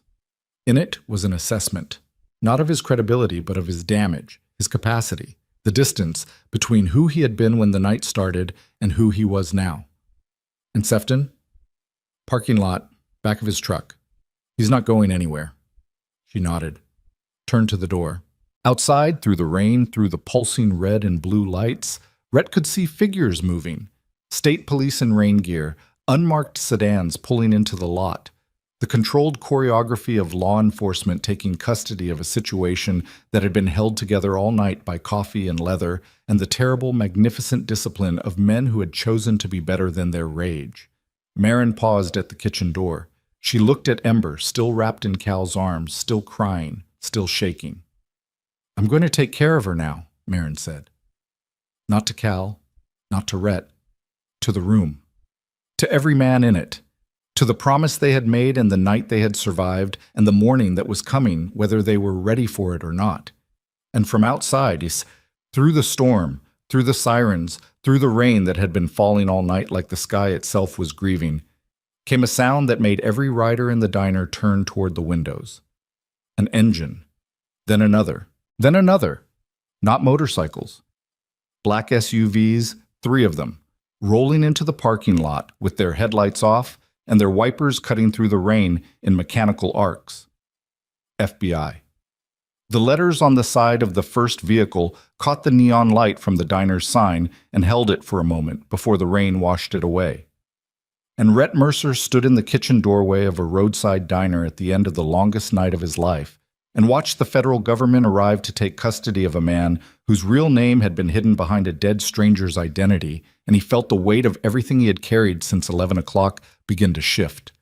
Not lifting, not yet, but redistributing, moving from his shoulders to the shoulders of people whose job it was to carry things like this. People with badges and warrants and the institutional machinery to turn one night's horror into years of justice. He looked at Ember. She had stopped crying. She was looking at him through the kitchen doorway with those enormous dark eyes, and the question in them was the same question she had asked when she walked through the front door with 2 quarters in her hand, the same question she had been asking her entire life. A question so simple and so devastating that it could break you if you let it. Is this enough? Is 50 cents enough for soup? Is screaming enough to be heard? Is surviving enough to matter? Is this room full of strangers enough to keep the dark away? Rhett held her gaze. He didn't nod.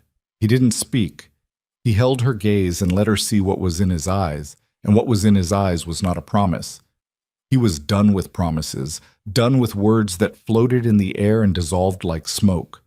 But something heavier, something that lived in the body rather than the mouth, something that said, "I am here and I am not leaving, and whatever comes next, you will not face it alone." Outside, the FBI agents were moving toward the back of the parking lot, where Wade Sefton sat in the mud with a circle of bikers standing around him like sentinels carved from rain and stone.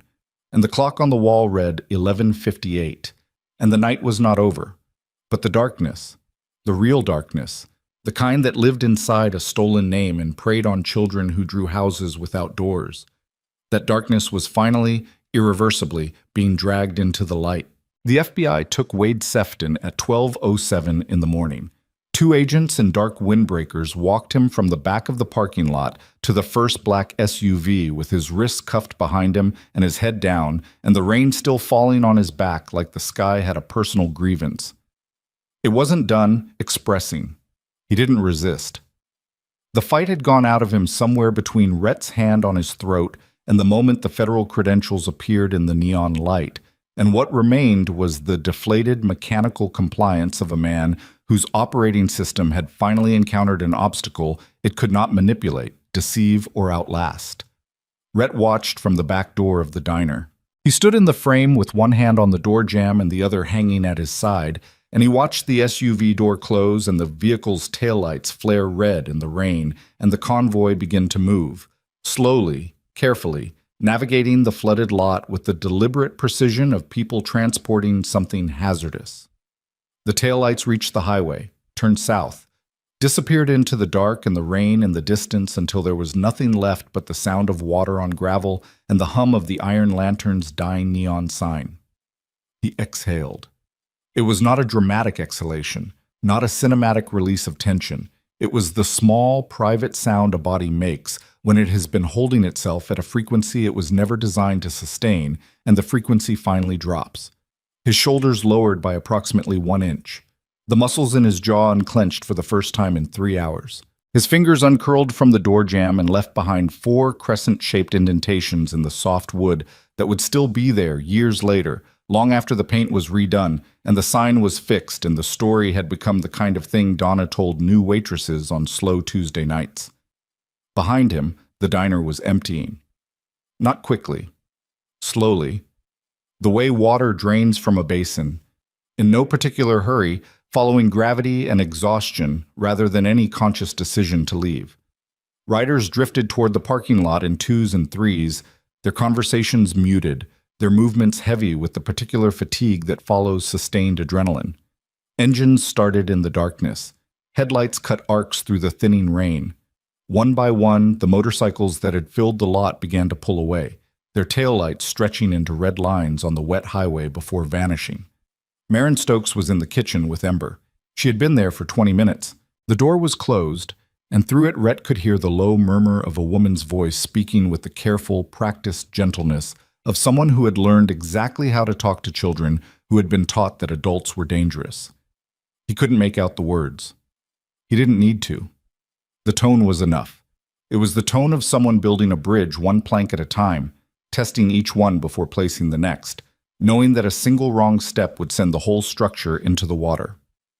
Cal was sitting on the floor outside the kitchen door, his back against the wall, his legs stretched out in front of him, his head tilted back so he was staring at the ceiling with eyes that were open, but not seeing anything on this particular ceiling in this particular building. He was somewhere else. Inside himself, maybe. Or inside the moment when Ember had pressed her face against his shoulder and cried with the abandon of a child who had found, for the first time in years, a surface she trusted enough to fall against. Rhett sat down beside him. The tile was cold through his jeans. His back protested the angle. His jaw throbbed where Sefton's elbow had caught him, and the taste of copper was still faint in his mouth, a metallic ghost that lingered at the back of his tongue. They sat in silence for a long time. Not an uncomfortable silence. The silence of two men who had been through something together and were now sitting in the wreckage of it, breathing, existing, letting their nervous systems recalibrate to a world that was no longer on fire. Rhett. Yeah, I've got 2 daughters. I know. When I get home tonight, if the roads are passable, I'm going to walk into their room and I'm going to watch them sleep, and I'm going to stand there until my wife comes and asks me what's wrong, and I'm not going to be able to tell her. I'm not going to have the words.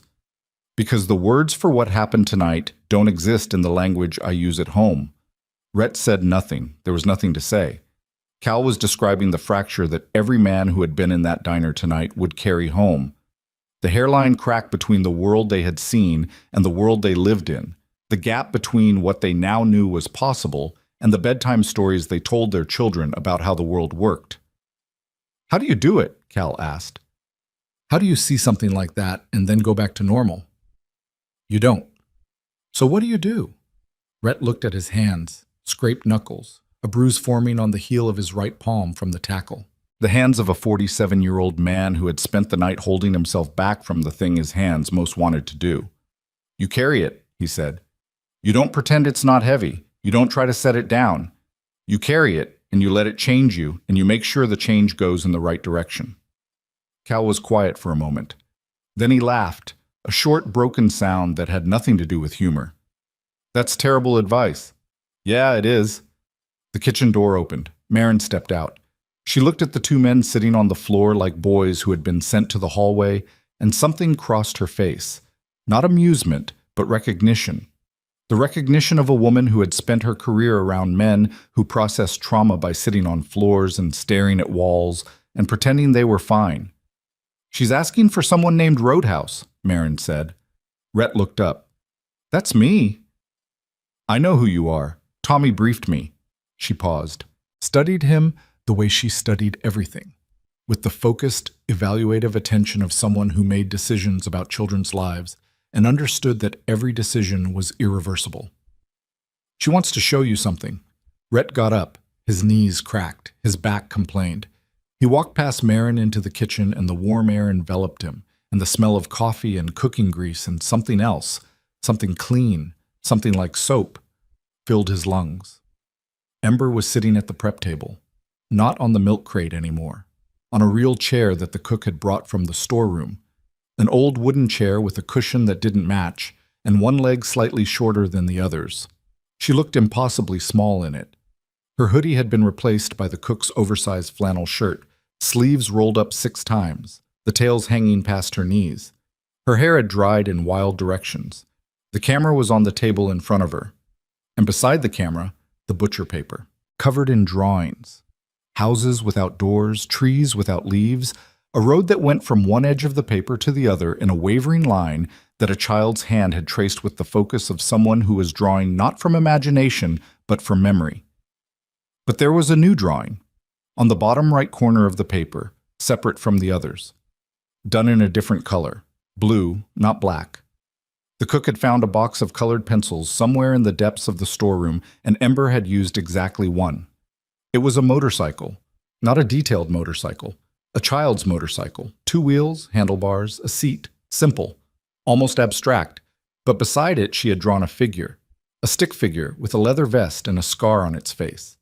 Beneath the drawing, in careful, uneven letters, she had written a single word: safe. Rhett stood in front of the table and looked at the drawing, and something inside him that had been locked for 6 years opened. Not all the way, not dramatically. A crack, a fracture in the wall he had built between himself and the capacity to feel something beyond guilt and grief and the dull, persistent ache of survival. The crack was small, but it was structural, and through it came a sensation he almost didn't recognize because it had been so long since he'd felt it. It was warmth, not physical warmth, the other kind. The kind that starts behind the sternum and radiates outward and makes the world seem, for just a moment, like a place where things might be possible that you had stopped believing were possible. "You drew me," he said. Ember nodded. Serious. The gravity of an 8-year-old who understands that art is testimony. "That's a good motorcycle." "It only has 2 wheels." "That's how many they have." "Okay." She looked at the drawing, then at him. "Are you sad?" The question was so direct, so devoid of the social cushioning that adults wrap around difficult inquiries, that it caught Rhett off guard. He opened his mouth, closed it, tried again. "Yeah," he said, "I'm sad." "Because of the bad man?" "Because of a lot of things." "Were you sad before tonight?" He looked at her. This child who had walked 7 miles through a storm with 2 quarters and a disposable camera and a forearm covered in tally marks. This child was asking him if he was okay. The absurdity of it, the impossible, heartbreaking generosity of a wounded thing looking at another wounded thing and finding room in the middle of its own devastation to worry about someone else's. "Yeah," he said, for a long time. "Me too."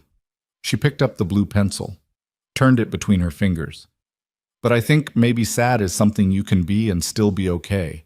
Like, you can be both. You can be sad and also eating soup." Rhett stared at her. The sentence sat in the air between them, and it was, without question, the most profound thing anyone had said to him in 6 years. Delivered by an 8-year-old in an oversized flannel shirt in the kitchen of a diner at 1 in the morning, and it contained more truth than every mile of highway he had ever ridden combined. "Yeah," he said. His voice was rough. "I think that's right."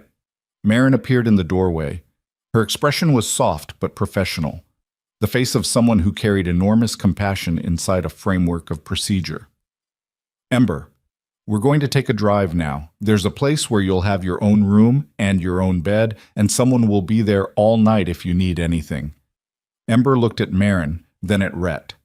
The calculation ran, but differently this time. Slower, less frantic. The mathematics of trust being performed by a child who was learning, in real time, that the equation could have a positive result. "Will I see him again?" She was looking at Rhett. Marin glanced at Rhett. The glance contained a question and a permission and a warning all at once. The complex semaphore of a professional who understood that attachment was both medicine and risk for a child in Ember's situation. "If it's okay with the people taking care of you," Rhett said, "then yes." "Promise?" The word hung in the air. The same word she had used with Cal. The word that had been broken 3 times before by 3 different people who had meant it when they said it, and then discovered that meaning something and doing something are separated by a distance that good intentions alone cannot cross. Rhett crouched down. His knees hit the kitchen tile and the cold seeped through his jeans, and he was at her level again, eye to eye, scar to tally mark, 2 damaged people in a damaged world looking at each other across the smallest of distances. "I don't make promises," he said. "Promises are words and words can lie. What I do is show up. And I will show up, every time they let me, every time you need me. Not because I promised, because showing up is what I do." Ember studied his face with the excruciating thoroughness of a child evaluating the most important statement she had ever heard. Her eyes moved across his features, the scar, the lines, the bruise forming on his jaw, the eyes that were red-rimmed and exhausted and contained beneath all the damage, something that looked exactly like the thing she had drawn on the butcher paper. She held out the drawing. "You keep it," she said, "so you don't forget." He took it, folded it once, carefully, along a line that didn't cross the motorcycle or the stick figure or the word, slid it into the inside pocket of his vest, against his chest, where it pressed against his skin through the thin layer of his shirt. Marin took Ember's hand. The girl slid off the chair and her bare feet hit the tile. Someone had found her socks but no shoes that fit, and her toes curled against the cold floor. And she walked with Marin toward the back door and the waiting state vehicle, with its heater running and its back seat stocked with a blanket and a juice box, and the small, practical kindnesses that the system provides when it finally, belatedly, does what it was designed to do. At the door, Ember stopped. She turned and looked back at the kitchen, at the prep table and the butcher paper and the milk crate, and the stool where she had eaten soup with such desperate speed that grown men had to look away. She looked at all of it the way you look at a battlefield after the fighting stops. Not with nostalgia, but with the solemn acknowledgement that something happened here that changed the shape of the world. Then she walked through the door and into the rain, and she was gone. The diner was nearly empty now. The last riders were pulling out of the lot, their engines fading into the distance like the final notes of a song that had gone on too long and not long enough. The rain had slowed. Not stopped, slowed. The hammering had become a steady drizzle, then a mist, then something so light it was barely distinguishable from the fog that was beginning to rise off the warm highway as the storm's cold front passed through and the air behind it was warmer than the air it replaced. Donna was cleaning. She moved through the diner with the methodical, meditative rhythm of a woman who processed the unprocessable through the act of wiping down surfaces. Counter, tables, stools. Each pass of the dish rag erasing a water ring or a coffee stain or a circle of condensation left by a glass that had been sweating all night. She worked in silence, and the silence was not empty. It was full of everything the room had held, and was now slowly releasing, like a sponge that had absorbed more than its capacity and was returning the excess drop by drop. Rhett sat at the counter, his stool.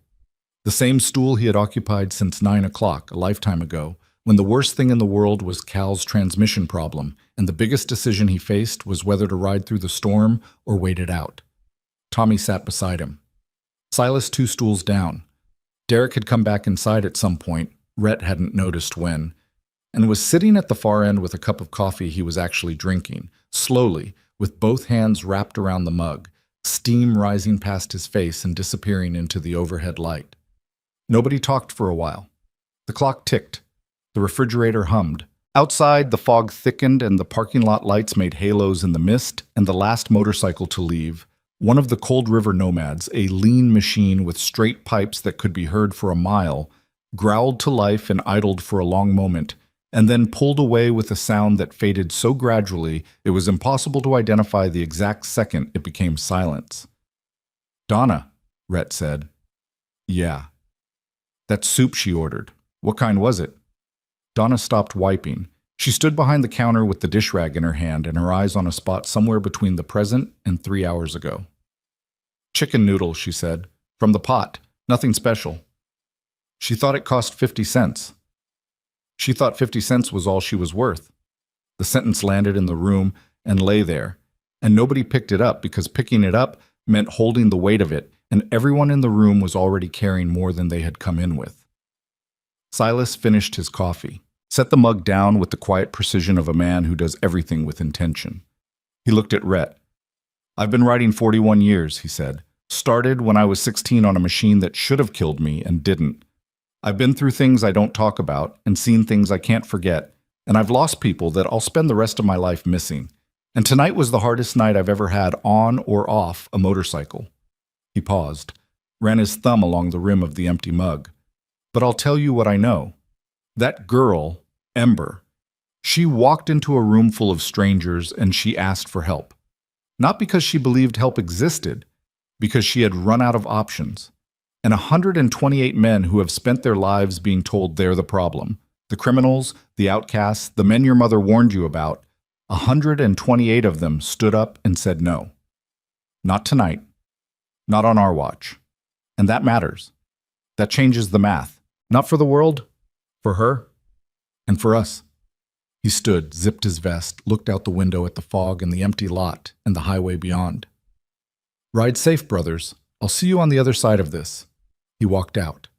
The door closed behind him, and his engine started, and the sound was low and heavy, and it moved through the fog like something alive. And then it was gone, and the parking lot held nothing but mist and silence, and the memory of Chrome. Tommy left next. Then Derek, who paused at the door and looked back at Rhett, and opened his mouth as if to say something, and then closed it and nodded once and walked out into the night that was slowly, reluctantly, beginning to lighten at its eastern edge. Rhett sat alone at the counter. Donna was still there, behind the bar, washing mugs, the rhythmic clink of ceramic against the steel basin, the only sound in the building. The overhead lights buzzed. The neon sign in the window flickered, the L's still dead, the remaining letters casting a fractured glow across the wet glass. He reached into his vest pocket, pulled out the folded butcher paper, opened it on the counter with both hands, pressing the creases flat with his thumbs. The motorcycle, the stick figure, the word safe. He looked at it for a long time.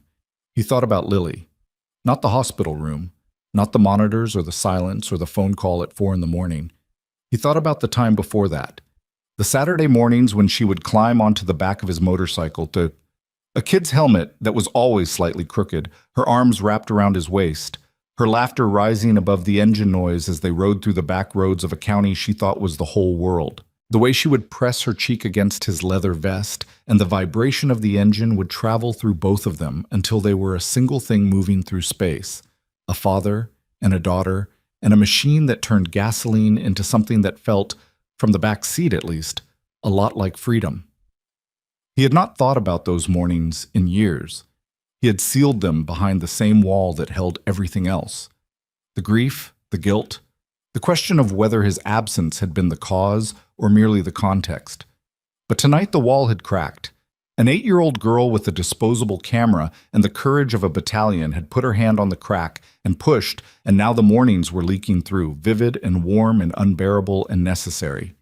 He folded the drawing, put it back in his pocket, pressed his hand flat against his chest, over the pocket, and held it there. Donna set a fresh mug of coffee in front of him. Hot. She hadn't asked. "You staying?" she said. "For a bit." She nodded, turned back to her cleaning. Outside, the sky was changing.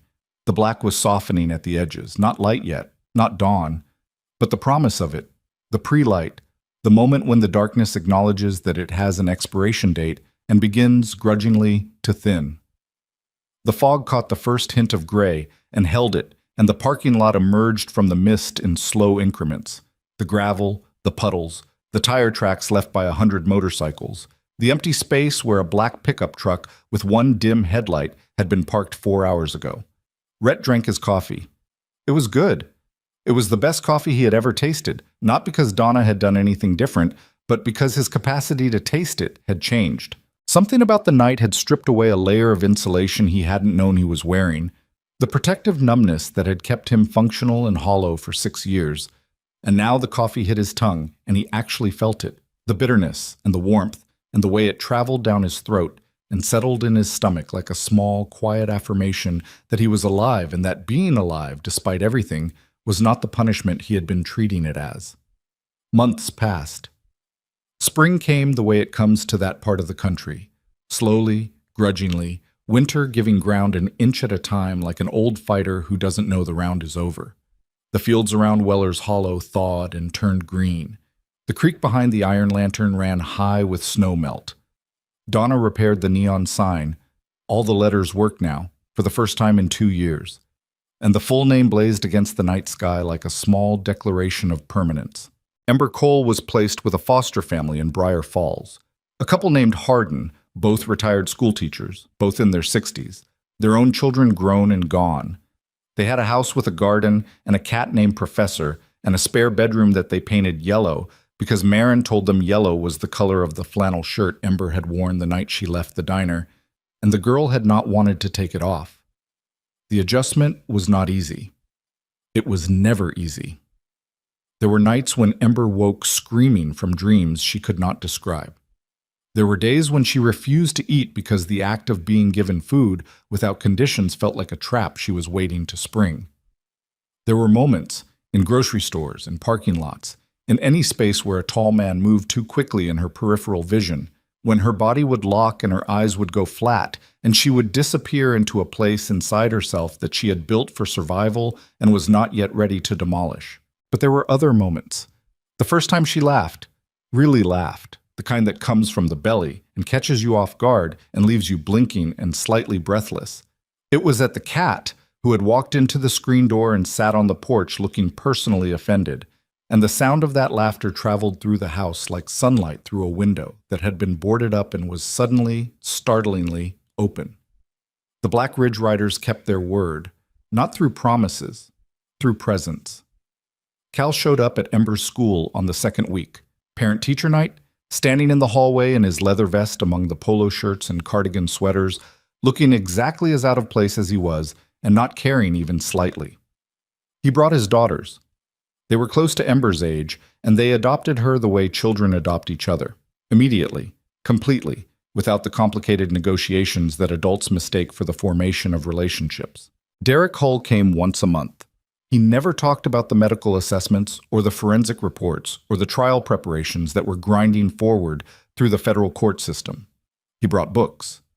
Chapter books with adventurous heroines and improbable quests and endings that were happy without being dishonest.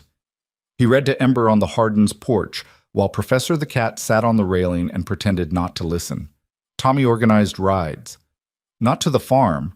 The farm had been seized by federal authorities as part of the investigation, and its doors and windows were sealed with yellow tape that nobody in the Brotherhood could look at without their jaws tightening. The rides went elsewhere. To the ice cream place on Route 7. To the lake, where the Broken Spoke chapter held their summer cookout. To the park in Colton, where Ember discovered, with visible astonishment, that swings existed and were free and no one would punish you for using them. Rhett came to everything. He didn't say much. He never had. He stood at the edges of birthday parties and school plays and Saturday afternoon barbecues with his arms folded and his back against whatever wall was available, and he watched. He watched Ember make friends. He watched her eat without hiding her plate. He watched her raise her hand in class, the Hardens showed him a video, and answer a question about butterflies with such animated enthusiasm that the teacher had to ask her to let someone else have a turn. He watched her become a child. Not the child she had been before. That child was gone, taken by years that could not be returned and damage that would never fully heal. But a new child. A child built on the ruins of the old one, constructed from better materials, safety, consistency, the daily mundane miracle of adults who showed up and stayed. The trial happened in the fall. Wade Sefton. 3 federal charges. The disposable camera's photographs were entered into evidence and the courtroom went silent when the images appeared on the screen. The locked room, the empty kitchen, the marks on the arm of a child who had been counting her own hunger because no one else was counting it for her. The FBI presented evidence linking Sefton to 2 other children in 2 other states, and the scope of the case expanded, and the legal proceedings that followed would take years to fully resolve, but the outcome was never in doubt. Not after the photographs, not after Ember's testimony. Delivered via closed-circuit video, her voice small but steady, her words chosen with a precision that no child should need, and this child had earned. Vincent Laird, the Brotherhood's attorney, sat in the gallery every day of the trial. He wasn't representing anyone. He was witnessing. He took notes in a leather-bound journal, and when the verdict came, guilty on all counts, he closed the journal and put it in his briefcase and walked out of the courthouse into the autumn sunlight and stood on the steps and breathed, and the breathing sounded, to anyone passing by, like a man who had been holding his breath for months and was finally allowing himself to exhale. 1 year later, the Iron Lantern hosted a gathering. Not a party. Donna refused to call it a party. She called it a Tuesday, which happened to be the day of the week that Ember had walked through the door, and if she had made twice as much soup as usual and cleaned the windows and fixed the wobble in stool number 4, well, that was just maintenance. They came in the afternoon. Cal with his wife and daughters. Tommy with a case of root beer. Derek with a new book, the latest in the series, which Ember had been waiting for with the kind of anticipation that only a child who has recently discovered that stories can end well is capable of generating.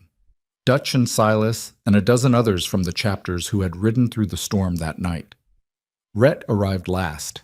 He parked his motorcycle in the spot closest to the front door, the same spot where a black pickup truck with one dim headlight had once skidded to a stop on a night that felt, from the distance of a year, like something that had happened in a different lifetime to a different version of himself.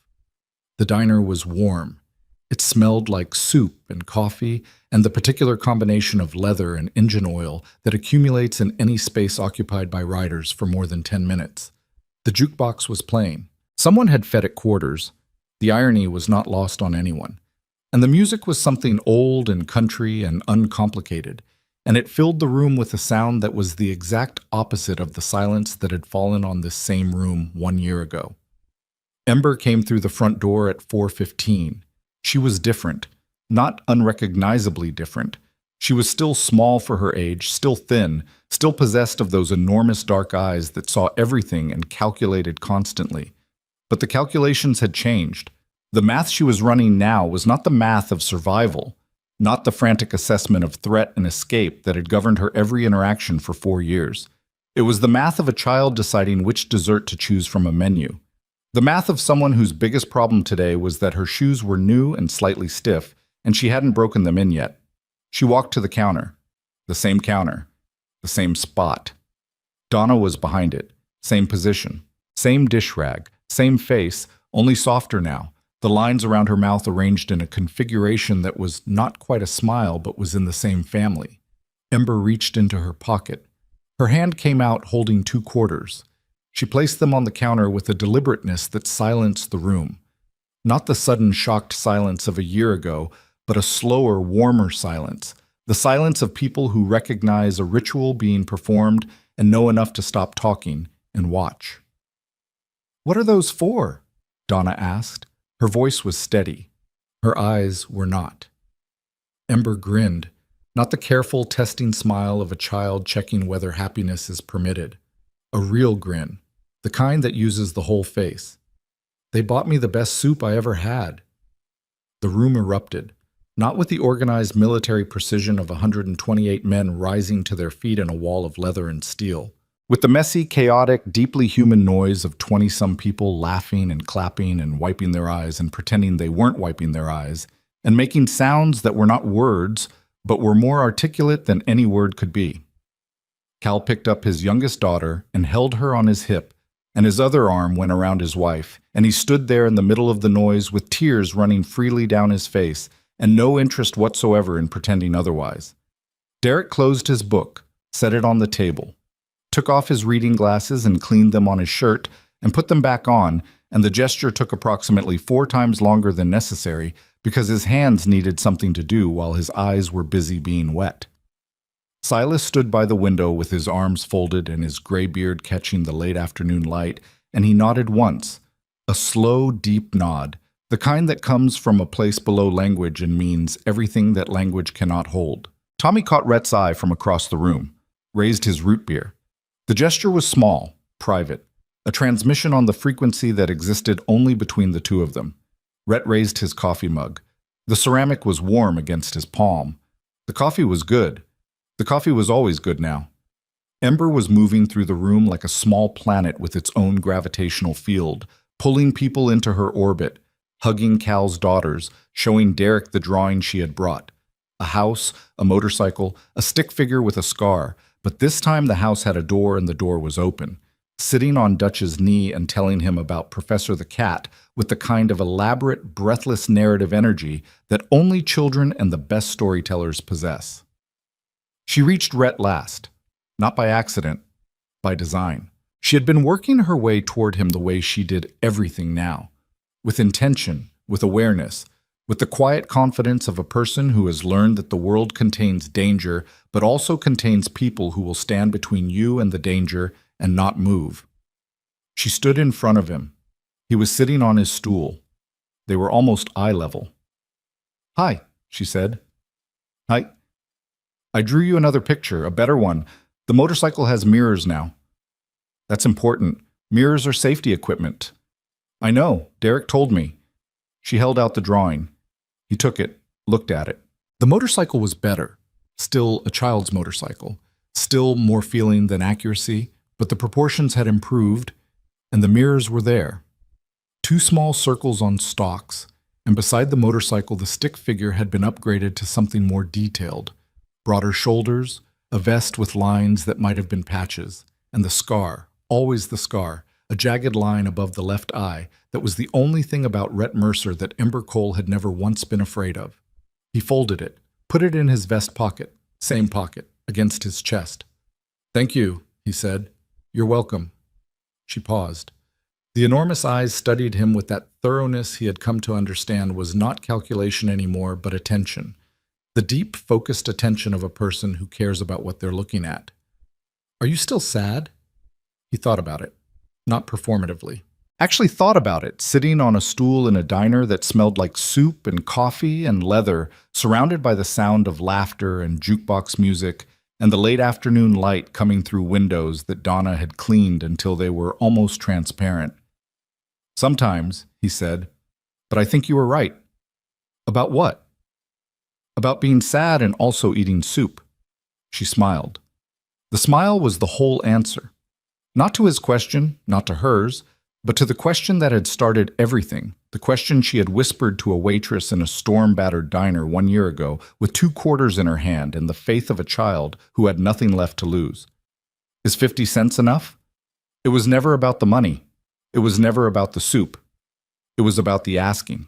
The act of walking through a door and opening your hand and showing what you have, even when what you have is almost nothing, and discovering that almost nothing, offered to the right room at the right moment, can be enough to set in motion a chain of events that dismantles the darkness and rebuilds the world from the ground up. Rhett Mercer sat on his stool and drank his coffee and watched a little girl who had once counted her own hunger move through a room full of people who would never let her go hungry again, and the drawing pressed against his chest like a second heartbeat, and the afternoon light came through the windows of the iron lantern in long golden bars that stretched across the floor and touched the boots of riders, and the sneakers of children, and the old tile that had held the weight of the worst night and the best year, and everything in between.